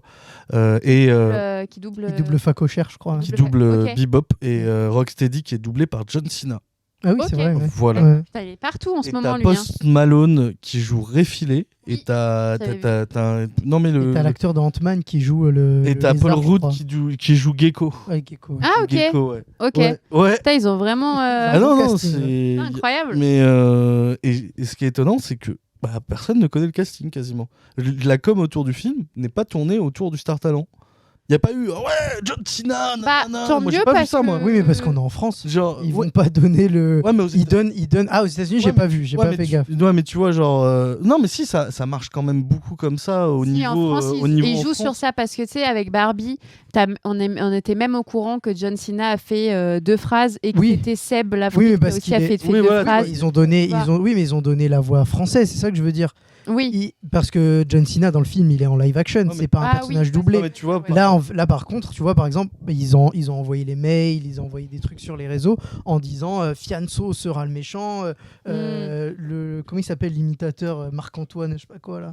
Le Bray ou un truc dans le genre, il joue un personnage, Alexandra Lamy elle joue un autre personnage. Ah ouais. Voilà, c'est ça, c'était vraiment du Star Talent. Ouais. Et pareil pour Élémentaire quand ils ont dit que c'était Adèle Exarchopoulos. Voilà. Mais par contre, ils communiquent pas sur les acteurs VO les VO, général, en effet. En France. Mais c'est intéressant de voir que quand même le casting VO est hyper important, donc ça veut dire qu'il y a eu des moyens développés où tu te dis le projet il a pas été fait juste comme ça. En fait tu te dis ça peut pas être juste pour les jeunes, ça peut pas être juste un projet en l'air. Donc ce qu'on disait au tout début, où est-ce qu'il y aura une suite, il peut qu'il y avoir une suite quand même. Surtout, j'ai pas vu, je sais pas si c'est un carton ou pas. J'ai pas regardé. La régie, avez-vous le temps? Non, c'est Audrey Lamy. Audrey, voilà. Je sais que c'était une des Lamy. Donc oui, Régis, si vous avez le temps de voir si le film marche bien et si on pourrait avoir un film deuxième, ça serait pas mal quand même. Mais oui, donc du coup, les antagonistes avec Superfly qui a aussi été touché par le sérum, qui a une bande d'aussi d'autres mutants et qui ont pour ambition de, eux, ne pas faire comme les Tortues Ninja et se cacher, mais plutôt se révéler au monde et faire que toute la planète entière devienne mutant. Une espèce de Magnéto, quoi, en fait. C'est ce que j'allais te dire. C'est en termes un peu Magnéto, Ah bah complètement. Parce que au tout début, tu te dis pas que c'est qu'un méchant, parce qu'il y a toute cette scène où avec les Tortues Ninja, ils apprennent à se connaître dans une sorte de bowling. Non, c'est pas dans le hangar ou je sais pas où. Non, c'est pas le hangar. Non, mais le hangar, ils se rencontrent et ils se battent. Ils font leur enquête en cassant la gueule à tous les gangs de mafieux. Ça, c'était trop bien. Ensuite, ils obtiennent un rendez-vous pour avoir ils ont eu la pièce ou je sais pas quoi du nucléaire qu'ils avaient besoin. Ils ont récupéré un mec qu'ils ont racketté pour avoir le rendez-vous. Et ils ont le rendez-vous, ils se rencontrent et ils s'aperçoivent mais vous êtes des mutants aussi, mais vous aussi en fait. Et ensuite ils vont au bowling. Oui, c'est ça. Ils vont au bowling. Et scène plutôt cool, quoi. L'arrivée, on croit ils vont se foutre sur la gueule et au final, c'est très vite désamorcé. Ouais. Mais on sent et on se dit c'est sympa et tout. Ils commencent à bien s'apprécier et tout. Mais même si je trouve qu'à ce moment-là déjà, parce que ce n'est pas un spoil, mais très vite on comprend que Superfly est un gros méchant mais tout de suite je sens que tu as un écart qui va se créer entre le groupe et son leader. Ouais. Tu vois, parce que c'est sa famille, ils font ça parce que c'est sa famille en fait. Oui, mais c'est pas surprenant après qu'il y a une révolte. Voilà. Mais résultat, c'est intéressant de voir jusqu'où on est prêt par rapport. Ça fait écho à eux-mêmes, leur famille de mutants qui est moins variée, mais comment ils sont liés, comment ils s'écoutent et comment ils se comprennent aussi. Et c'est assez intéressant. Toi, quand très vite ils leur font en fait on va pas te laisser ça, et ensuite il y a la poursuite. Ils leur font un coup en traite, ils récupèrent la voiture et ensuite il y a la poursuite. Et pendant la poursuite, ils disent vous avez déconné, mais tu sens qu'il n'y a pas une agressivité. Non, on fait ça parce qu'on a prévu de faire ça. Oui, parce que finalement, en fait, ils proposent aux tortues de les suivre dans leur plan parce qu'eux aussi sont des mutants, qu'eux aussi ils n'ont plus besoin de finir leur vie sous les égouts. Mais eux ne tombent pas dans le panneau. Alors, je trouvais ce moment où ils réfléchissent. Enfin, ils se disent mais peut-être c'est pas possible, on va pas tomber dans leur plan.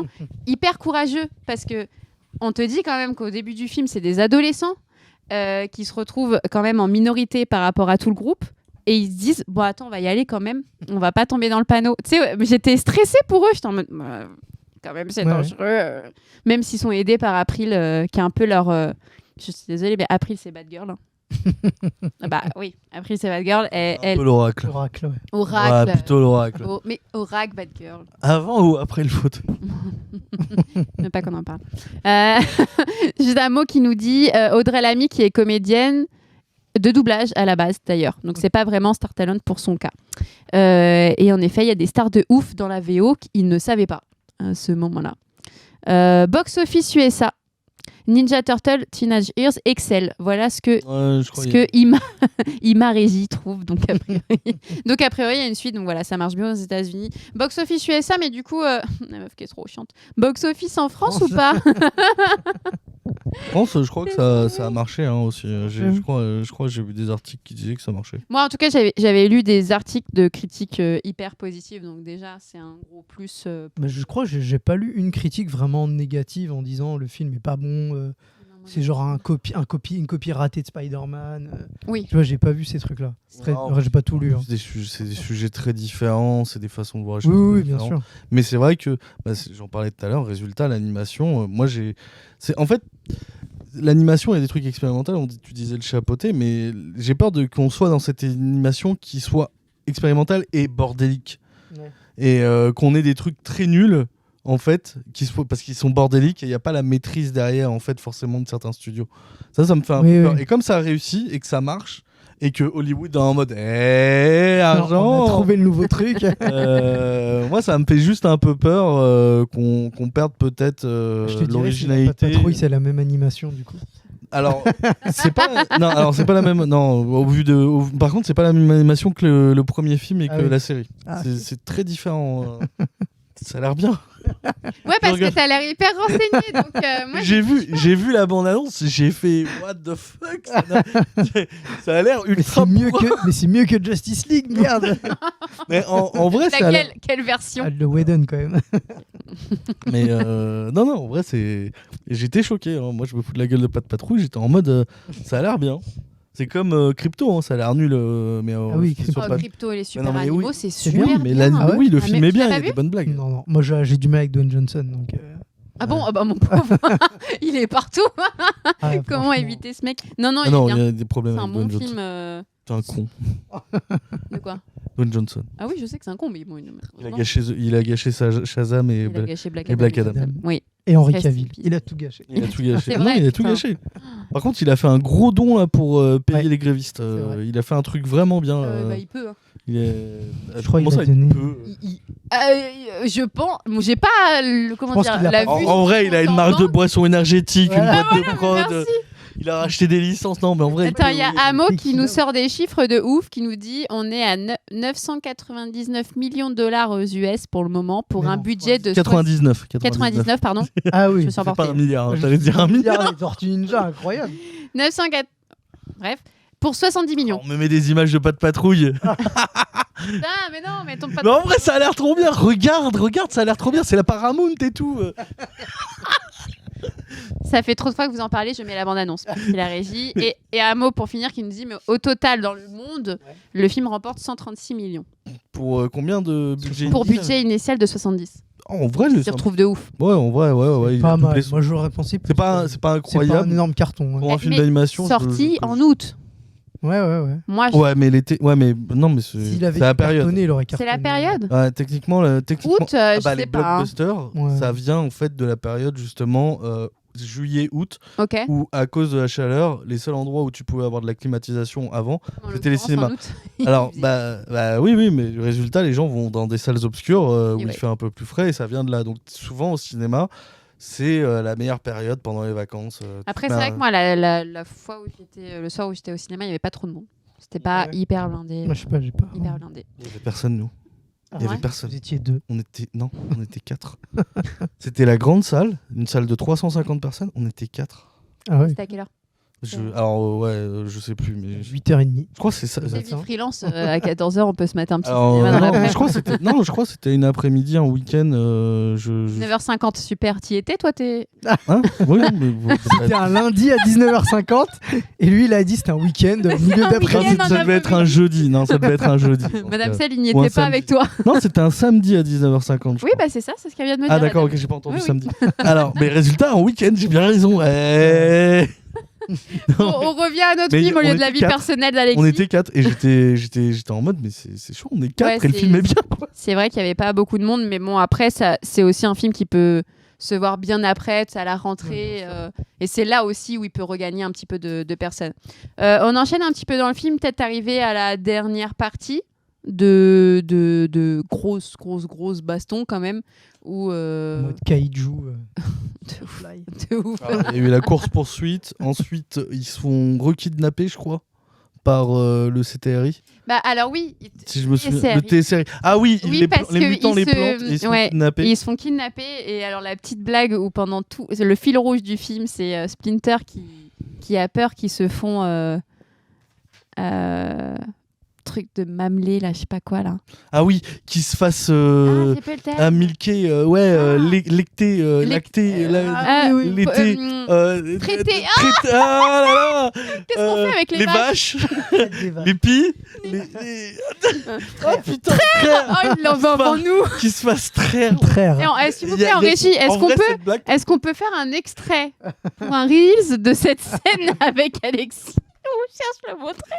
Ils se font traire.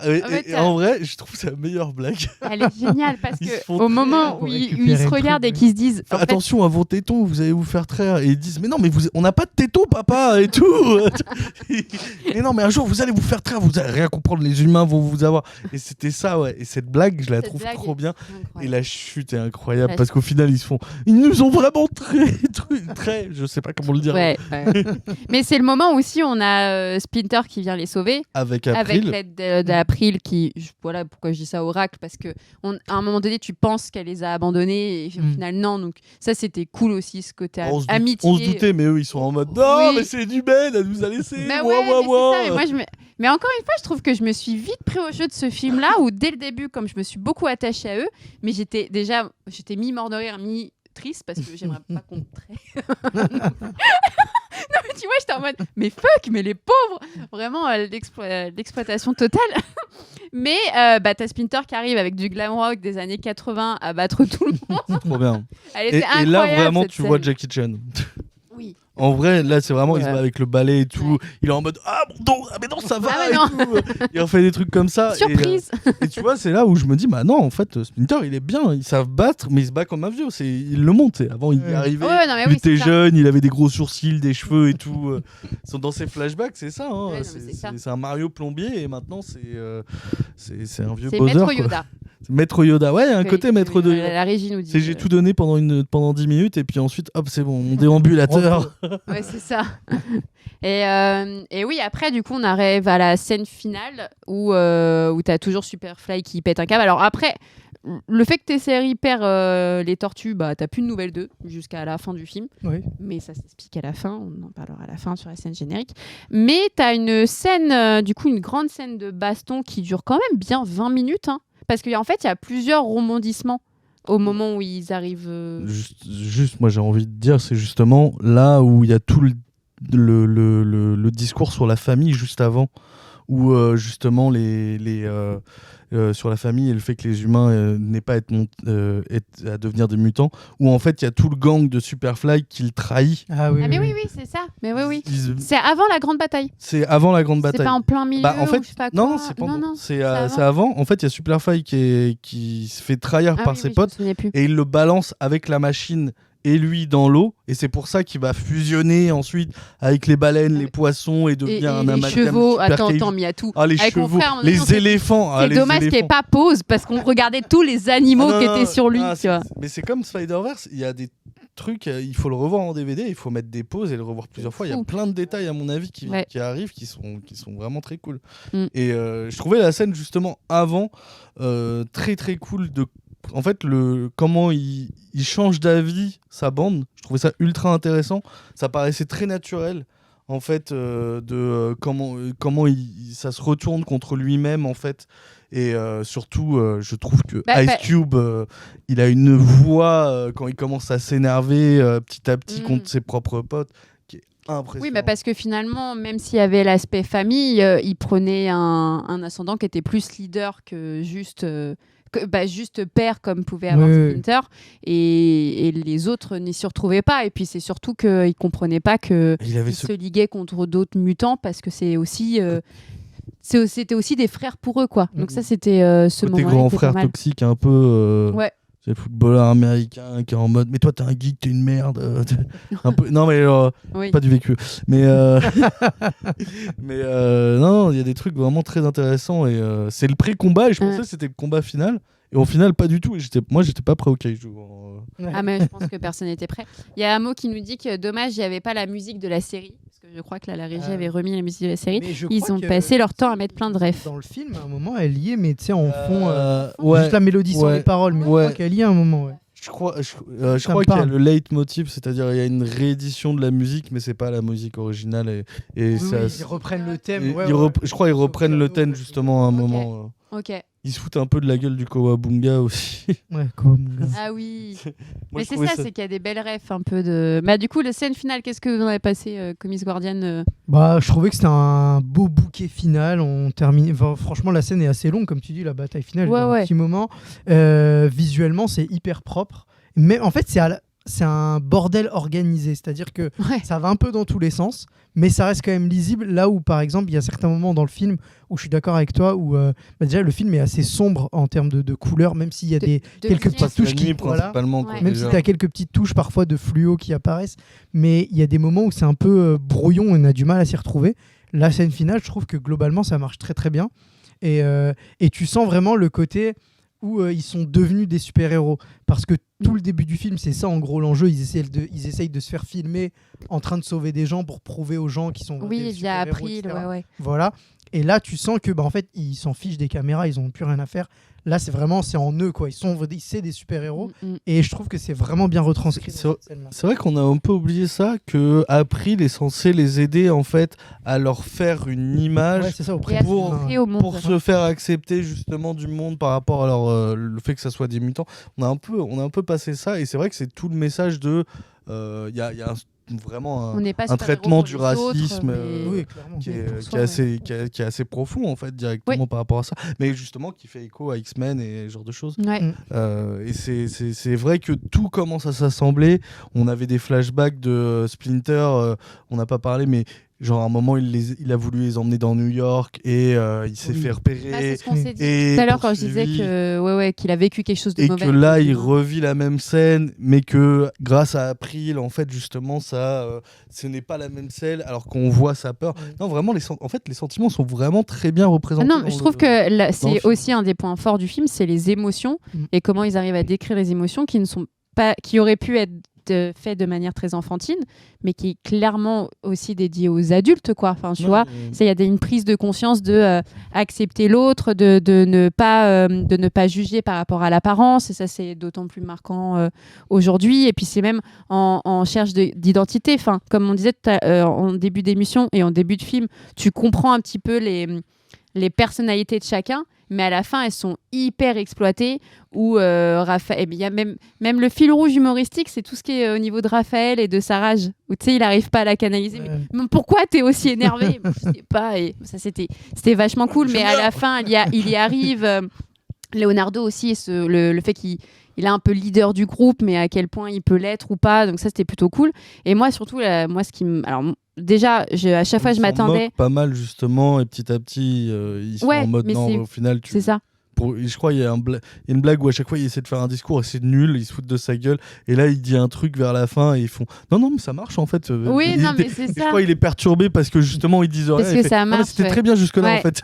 Et ce que j'ai bien aimé, c'est que à chaque fois qu'il y avait une scène de combat et qu'elle était censée se finir, je m'étais dit ok, c'est la fin du film. Non, ça recommence. C'est pas facile. Et dans ces moments-là, t'as les tortues qui sont complètement éprouvées par le combat et qui saignent. Donc tu vois un petit peu. Et je m'étais dit waouh, ok, en fait c'est hyper violent, c'est pas juste bim bim bim, c'est quand tu vois le mastodonte qui arrive et qui sont 4 comme ça et tu te dis c'est comment. En fait le mastodonte est effrayant, mais résultat il y a des trucs un peu drôles quand ils font des zooms, tu vois, sur le fait qu'il y ait des girafes. Ça décrédibilise totalement le monde aussi pour les enfants. Mais c'est vrai que on est d'accord que vous avez tous eu la ref quand les humains aident enfin les tortues et les reconnaissent comme héros. Pour moi, t'as une ref à Spider-Man. Mais non, quand tout le monde aide Spider-Man. Ah oui, clairement, oui. Avec mais bon, j'étais trop contente. Mon cœur de fan était en mode oh, c'est trop mignon. Oui, c'est pas directement une ref, mais c'est vrai qu'on peut penser à la scène dans Spider-Man 2 avec Octopus. New York, eux, ils sont en train de dire voilà, vous êtes les héros. C'est ça, ils sont à New York, non? Non, ils sont à New York. Ils sont à New York. Oui, ok. Oui, c'est l'île. Et non, c'est ça. Mais non, c'est assez. Non, il y a des vraies séquences émotions et le jeu avec les humains pour essayer d'atteindre et tout ça, il y a des trucs ultra intéressants, même le rayon. Même visuellement. Non, c'était. Il y a une vraie mise en scène qui est vraiment bien. Ouais, complètement. Et il est court. Je sais, on n'en a pas parlé, mais c'est court. Il fait 1h40 et c'est bon, c'est bien. C'était bien. Moi, ça me fait énormément plaisir. J'en peux plus des films de 2h30 et de 3h. Ça me saoule. Et surtout, je crois que The Marvels, il dure 1h35. Je crois. Mais justement, c'est rare qu'il y ait un film de. Ouais, c'est étonnant, mais ça se trouve peut-être parce qu'ils ont supprimé plein de scènes. C'est peut-être pas pour les mêmes raisons, tu vois. Mais j'ai vu qu'ils auraient supprimé les scènes de chant là où ils dansent et ils chantent. Etc. Ah bon? A priori. Enfin, ils auraient raccourci quoi. Ok. Mais peut-être parce que les projos. Ouais. Non, ils commencent à être frileux. Ils ont plus de scénaristes, donc ils ont plus de réécriture ou de quoi que ce soit derrière. Mais oui, c'est vrai que j'avais pas du tout noté son heure parce que c'est passé tellement vite pour moi que j'avais pas fait gaffe. Mais on est à un peu moins de 2 heures, donc c'est vrai que c'est rare. Et même un mot qui nous dit t'iras pas voir le prochain Scorsese qui durera 3h30, toi. Si, mais ça me casse les couilles. Non, mais je vais les voir. C'est cool, tu vois. Mais le truc, c'est que des fois, j'ai l'impression que vraiment il y a du vide. Alors, surtout chez Marvel, j'ai l'impression que quand il y a un film de 2h30, j'ai l'impression qu'il y a des scènes on aurait pu s'en passer, ça aurait été pareil et le film aurait été plus court. Et là, je suis désolé. Même en termes de timing de vie, il y a un pote qui veut essayer de voir d'Oppenheimer, mais sauf que tu n'as que des séances vers 17h et tu as le travail. Puis après, le temps que tu rentres chez toi, si tu n'habites pas à Paris, tu vois, à un moment donné, tu n'as pas envie de rentrer chez toi à minuit. Barbie, c'est 1h40, c'est très bien. Spider-Man, c'était 2h le 2, je crois. Le premier était 1h30. Mais même pas, je crois que c'était moins de 2h quand même. Mais c'est très bien. Ouais. Moi, c'était très bien. Moi, franchement, je veux qu'on appuie là-dessus sur le fait que. Merde, rendez-nous des films. Trop long. Mais de toute façon, on n'aura plus de films vu qu'il y a la grève. En fait, les petits films, les films d'auteur, les films indépendants et tout, il y a des films d'1h30 et tout. Mais dans les grands films, les grosses productions, c'est du 2h45. C'est chiant, c'est long. Travailler des films d'1h30 quitte à faire 2 parties, mais au moins les 2 parties. C'est peut-être encore plus compliqué aujourd'hui de faire un film court et de bien raconter ton histoire en peu de temps. Peut-être. C'est aussi pour ça qu'il y a le format série où il y a plein de productions qui s'attardent dessus parce que tu as beaucoup plus d'espace pour raconter plein de personnages, mais c'est aussi parce qu'on aime bien suivre les péripéties. Les séries Marvel, les épisodes, ils ont tous des durées différentes. Moi, c'est trop bien. Ils prennent le temps qu'ils ont besoin pour raconter une histoire correctement. Et c'est tout. Moi, c'est des formats que j'aime bien. Ouais. Ah, complètement. D'ailleurs, on peut peut-être le dire, mais on ne fera pas de live sur Secret Invasion par manque de temps, par manque d'envie et parce qu'on n'a rien de spécial à dire. Moi, j'ai plein de trucs à dire dessus. Ouais, moi, j'ai pas envie. Moi, j'ai trop de trucs à dire sur ça. Écoute, tu feras un live sur ta chaîne. Prends les commandes de l'émission. Et je regarderai. Mais ma chaîne, moi, il regarde pas les comics. Il regarde pas les films de comics. On va finir doucement, les garçons. On va parler de la scène générique. Je pense parce qu'on a fini avec la scène de combat. Le moment où Splinter il meurt. J'ai fait cette blague au début, je le fais à la fin, tu vois. Oui, évidemment. Sinon, ce serait pas drôle. Et donc, scène générique qui fonctionne plutôt bien parce que c'est vrai qu'on le disait, mais il manquait un des grands méchants. Enfin, un des grands méchants. Ça s'explique parce que bon, c'est les tortues adolescentes, donc peut-être qu'on peut pas leur mettre un grand méchant violent dès le début. Mais il nous manquait un certain. Comment on le prononce ? Schneider ? Schneider. Je savais que t'allais te moquer. Shredder, ouais. Shredder, voilà, évidemment. Non, mais ça, c'est Oppenheimer. J'ai lu Oppenheimer, je suis à fond dans les Allemands. Les clans du Oppenheimer, non ? Bah oui, parce que j'ai un vrai problème avec les mots. C'est bon, on peut arrêter le live. Je suis fatiguée. C'est le retour. C'est le retour, ouais. Bah oui, bon, qu'est-ce que vous pensez de cette scène de fin ? Bah moi je trouve que c'est un bon teasing parce qu'effectivement résultat je veux voir la suite. Bah voilà, on veut voir le 2 maintenant. Bah ouais. On a envie de voir ce qui se passe après. Voilà, ils ont réussi désormais à être les héros qu'ils voulaient être. Maintenant, ils vont avoir face à eux Shredder, le méchant iconique de la franchise Tortue Ninja. Donc moi clairement, j'ai juste envie de voir ce que ça va donner. Quoi. T'as un peu peur peut-être de son traitement Non, franchement, je pense que ça va le faire. Et peut-être que du coup, grâce à lui, on aura ce lien avec le Japon qui est peut-être un peu moins présent pour l'instant. Qui est moins présent peut-être là. Que grâce à lui, et qui du coup, peut-être remettre en avant aussi le TCRI parce que justement, Cynthia Ultron, on l'a pas beaucoup vu. Ça se trouve, même lui, il va pas accepter de bosser pour elle. Il va lui faire un coup. Ça serait logique. Ouais, voilà. Ouais, ça serait. Ouais.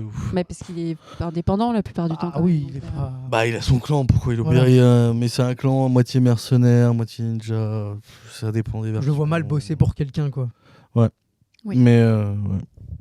Donc pareil, content de cette scène. Alors ouais, mais en même temps j'ai un peu peur parce que déjà les êtres humains s'ils les font tous petits et trapus, je le vois pas Shredder petit et trapu. Tu vois, un peu tassé comme ça. Ouais, j'avoue que. Ouais, je suis. En fait, En fait, le premier est très cool, très familial, très bonne ambiance et tout, mais un peu comme ce qu'on pouvait avoir dans le premier Spider-Man. Je suis obligé de faire la comparaison parce que ça va prendre peut-être le même chemin.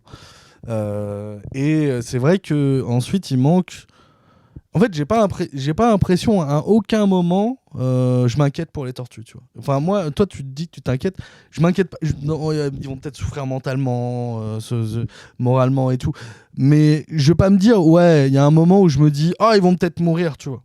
Je pense que Shredder, ça serait intéressant de l'amener pour une menace où justement une menace plus réel au niveau, parce que là ils voulaient tuer tous les êtres humains, mais dans tous les cas eux-mêmes sont pas concernés après directement. Peut-être au moment où il y aura lui, ils seront plus grands. Oui, mais faut voir comment ils vont comment ils vont faire. Est-ce qu'ils vont les faire, est-ce qu'il va y avoir une ellipse d'1 an, est-ce que ça va continuer à être teenage, Après malheureusement j'ai envie de dire là comme ça en tête, j'ai pas un exemple où je me suis dit, où le héros principal du film, où genre j'ai vraiment eu peur, je me suis dit il va mourir. Non mais c'est pas son film, ça me paraît très chelou qu'il meurt, tu vois. Mais tu vois, il y a au niveau de la mise en scène, l'intensité dramatique n'est pas la même, tu vois. Je sais que dans Dragon Ball, il y a les Dragon Ball, mais il y a du sang, il y a des sacrifices, il y a des morts, il y a quelque chose qui fait que sur le moment, quand il y a Krillin qui va mourir, j'ai de la peine pour Krillin et je suis en mode ouah putain, il est mort. Ils vont le ramener. Ils vont le ramener, on le sait. Oui, mais encore Krillin, c'est un perso important mais annexe, j'ai envie de dire. Krillin sur le côté. Oui, non mais on va pas parler de ça. Tu vois ce que je veux dire. Tu vois ce que je veux dire. C'est pas, par exemple, si Splinter, quand Goku il meurt face à Vegeta, je suis vraiment, quoi. Non, face à son ref.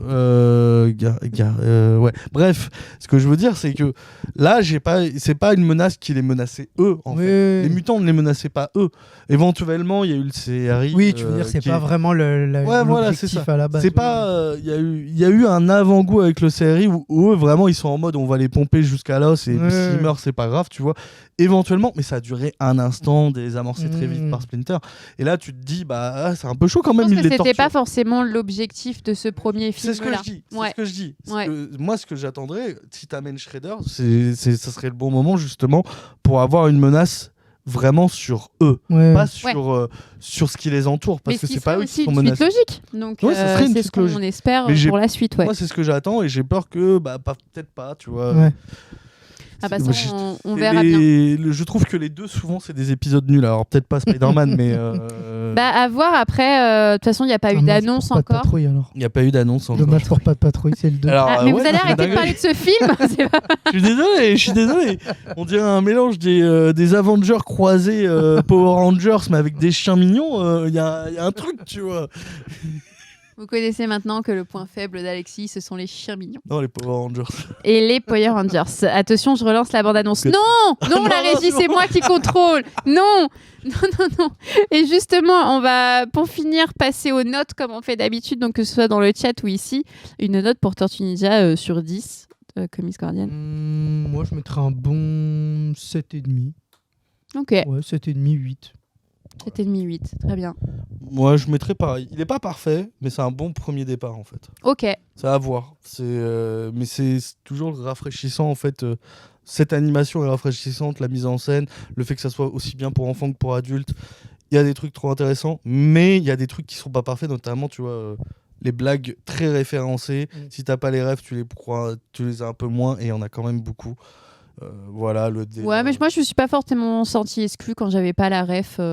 J'avais pas trouvé ça violent. Je trouve que c'est plus violent dans certains films américains, tu vois, où vraiment ils te parlent de certains justement films anciens ou de personnages ou d'acteurs, et donc là t'es vraiment perdu. Là, c'était quand même de la pop culture qui était accessible pour tout le monde. Et justement, quand tu la connais, ils connaissent pas Taylor Swift. Après, tant mieux. Enfin, pardon. Mais quoi?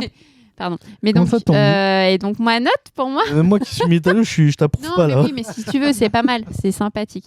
Waouh, Taylor Swift, c'est sympathique. Je sais pas, j'ai pas trop trouvé. Ensuite, on dit que c'est moi le problème, quoi.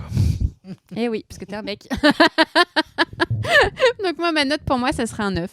Okay. J'avoue, je suis sympa, je suis... Non, mais c'est vrai, j'ai passé un beau moment. Comme tu dis, visuellement, c'était beau, c'était même intéressant de voir les Tortues Ninja comme ça. Moi, j'ai été émue, j'ai eu peur pour eux, j'étais contente pour eux.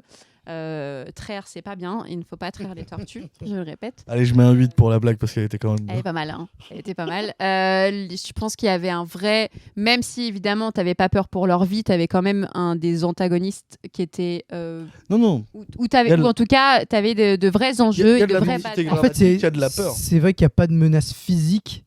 Mais il y a une menace ambiante. C'est au niveau sentimental. En vrai, ça te fait ressentir des choses où tu te dis... l'exclusion de certaines personnes. Complètement. Voilà, ça te parle directement. Et puis même la fin où tu les retrouves au lycée, où tu sens qu'ils se sentent à leur place, et c'est un aboutissement. Oui, c'est vrai ça, j'avais ils s'habillent et tout. Ça, je trouve ça trop. Ça, je ne sais pas. Et on n'en a pas parlé, mais je ne sais pas quoi en penser. Ça, par contre, j'avoue. Moi, j'ai trouvé ça cool. Je trouve ça mignon. Je trouve ça mignon et cool, mais je suis en mode. C'est bizarre parce que résultat. C'est genre le happy ending. En fait, bah oui. Il y a un côté de moi où ça va finir. Non, mais ça va finir comme Spider-Man où ils vont se faire attaquer par Shredder. Résultat, dans leur lycée. Et ça se trouve, la menace, ça va être les potes qui vont se faire dans le lycée, pas vraiment eux. Ah, maintenant j'ai peur en fait pour la suite. Je trouve ça un happy end s'il n'y avait pas un 2 en fait. Voilà, faut voir. Bah ouais, mais en même temps. Ils ont plus de raison d'être des ninjas et de se battre tout le temps et de prendre des risques en fait. Bah c'est parce que justement maintenant. Attaquent leurs potes. Voilà. Oui, non, mais c'est surtout que maintenant ils vont se considérer et ils sont considérés par la ville comme des sauveurs. Donc s'il y a des attaques, bah ils vont automatiquement. Peut-être que oui. À la Spider-Man. À la Spider-man, simplement. Non, parce que Spider-Man ont un visage découvert, résultat, mais c'est le sauveur et s'il y a une attaque, c'est Spider-Man qui attaque. Oui. Tu joues sur les mots. Non, c'est pas pareil. Ça change quand même pas mal de choses d'être Tony Stark ou Spider-Man. Ah oui, non, mais bien sûr. Hein. Une question d'argent et d'alcool. Ouais, mais résultat, t'as pas les mêmes défenses chez toi auprès de tes proches, chez l'un et chez l'autre. L'autre, il est dans un F4, lui, il est dans une villa avec. Eux, ils sont dans des égouts. Oui, alors. Oui, mais tout le monde. Alors, je suis désolé, j'ai fait assez de teuf dans les catacombes pour savoir que les égouts, on peut y accéder facilement quand même. Oui. Évidemment. Sur cette bonne note d'égout. Égout sur 20, voilà, c'est le nom du.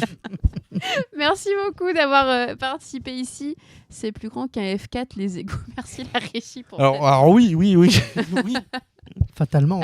Ça t'a plu, Comics Guardian, pour une très première bien, avec nous? Très très cool, ouais, c'était super. Tu reviendras? Je reviendrai avec grand plaisir. Trop bien. On espère qu'il n'y aura pas de bouchon la prochaine fois. Désolé encore. Mais non, c'est normal. C'est Paris. Hein.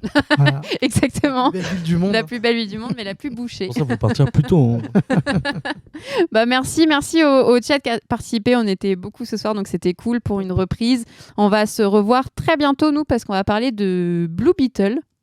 Faut que j'aille le voir. Faut que tu ailles le voir. Pas vu encore. Tu l'as pas vu encore? Les retours n'ont pas l'air. Bah ouais. Qu'est-ce qu'on avait dit comme date? Je comprends pas trop, parce que c'est un peu inconnu. On a dit jeudi prochain déjà. Jeudi prochain. Donc, si tu veux revenir Comics Guardian, tu es le bienvenu. Voilà, on à peu près la même horaire 19h, 19h30. Et en attendant, allez voir les Tortues Ninja, allez voir le film. Je pense qu'il sera encore au cinéma dans quelques semaines. Là, ça va faire quasiment un mois, donc à voir, ça dépend le cinéma. Sinon, allez vous renseigner dans les librairies ou sur Bubble BD ou peu importe, mais pour prendre des comics et vous prendre l'intégrale qui est très très cool. Moi, j'ai pas encore fini, mais franchement, c'est une très belle édition, je trouve. Déjà, c'était très intéressant en termes de format, le dos rond comme ça là. En plus, c'est Raphaël. Voilà, on aime Raphaël. Et vous avez la version intégrale et en plus là, iComics a ressorti les Tortues Ninja Reborn. Donc c'est la suite de ça, voilà, en fait. Suite de cette intégrale là. On se dit à bientôt et puis je vous dis au revoir. Salut les gars. Ciao. Et vive Raphaël. Et les égouts. Et nous à la traite. Des tortues.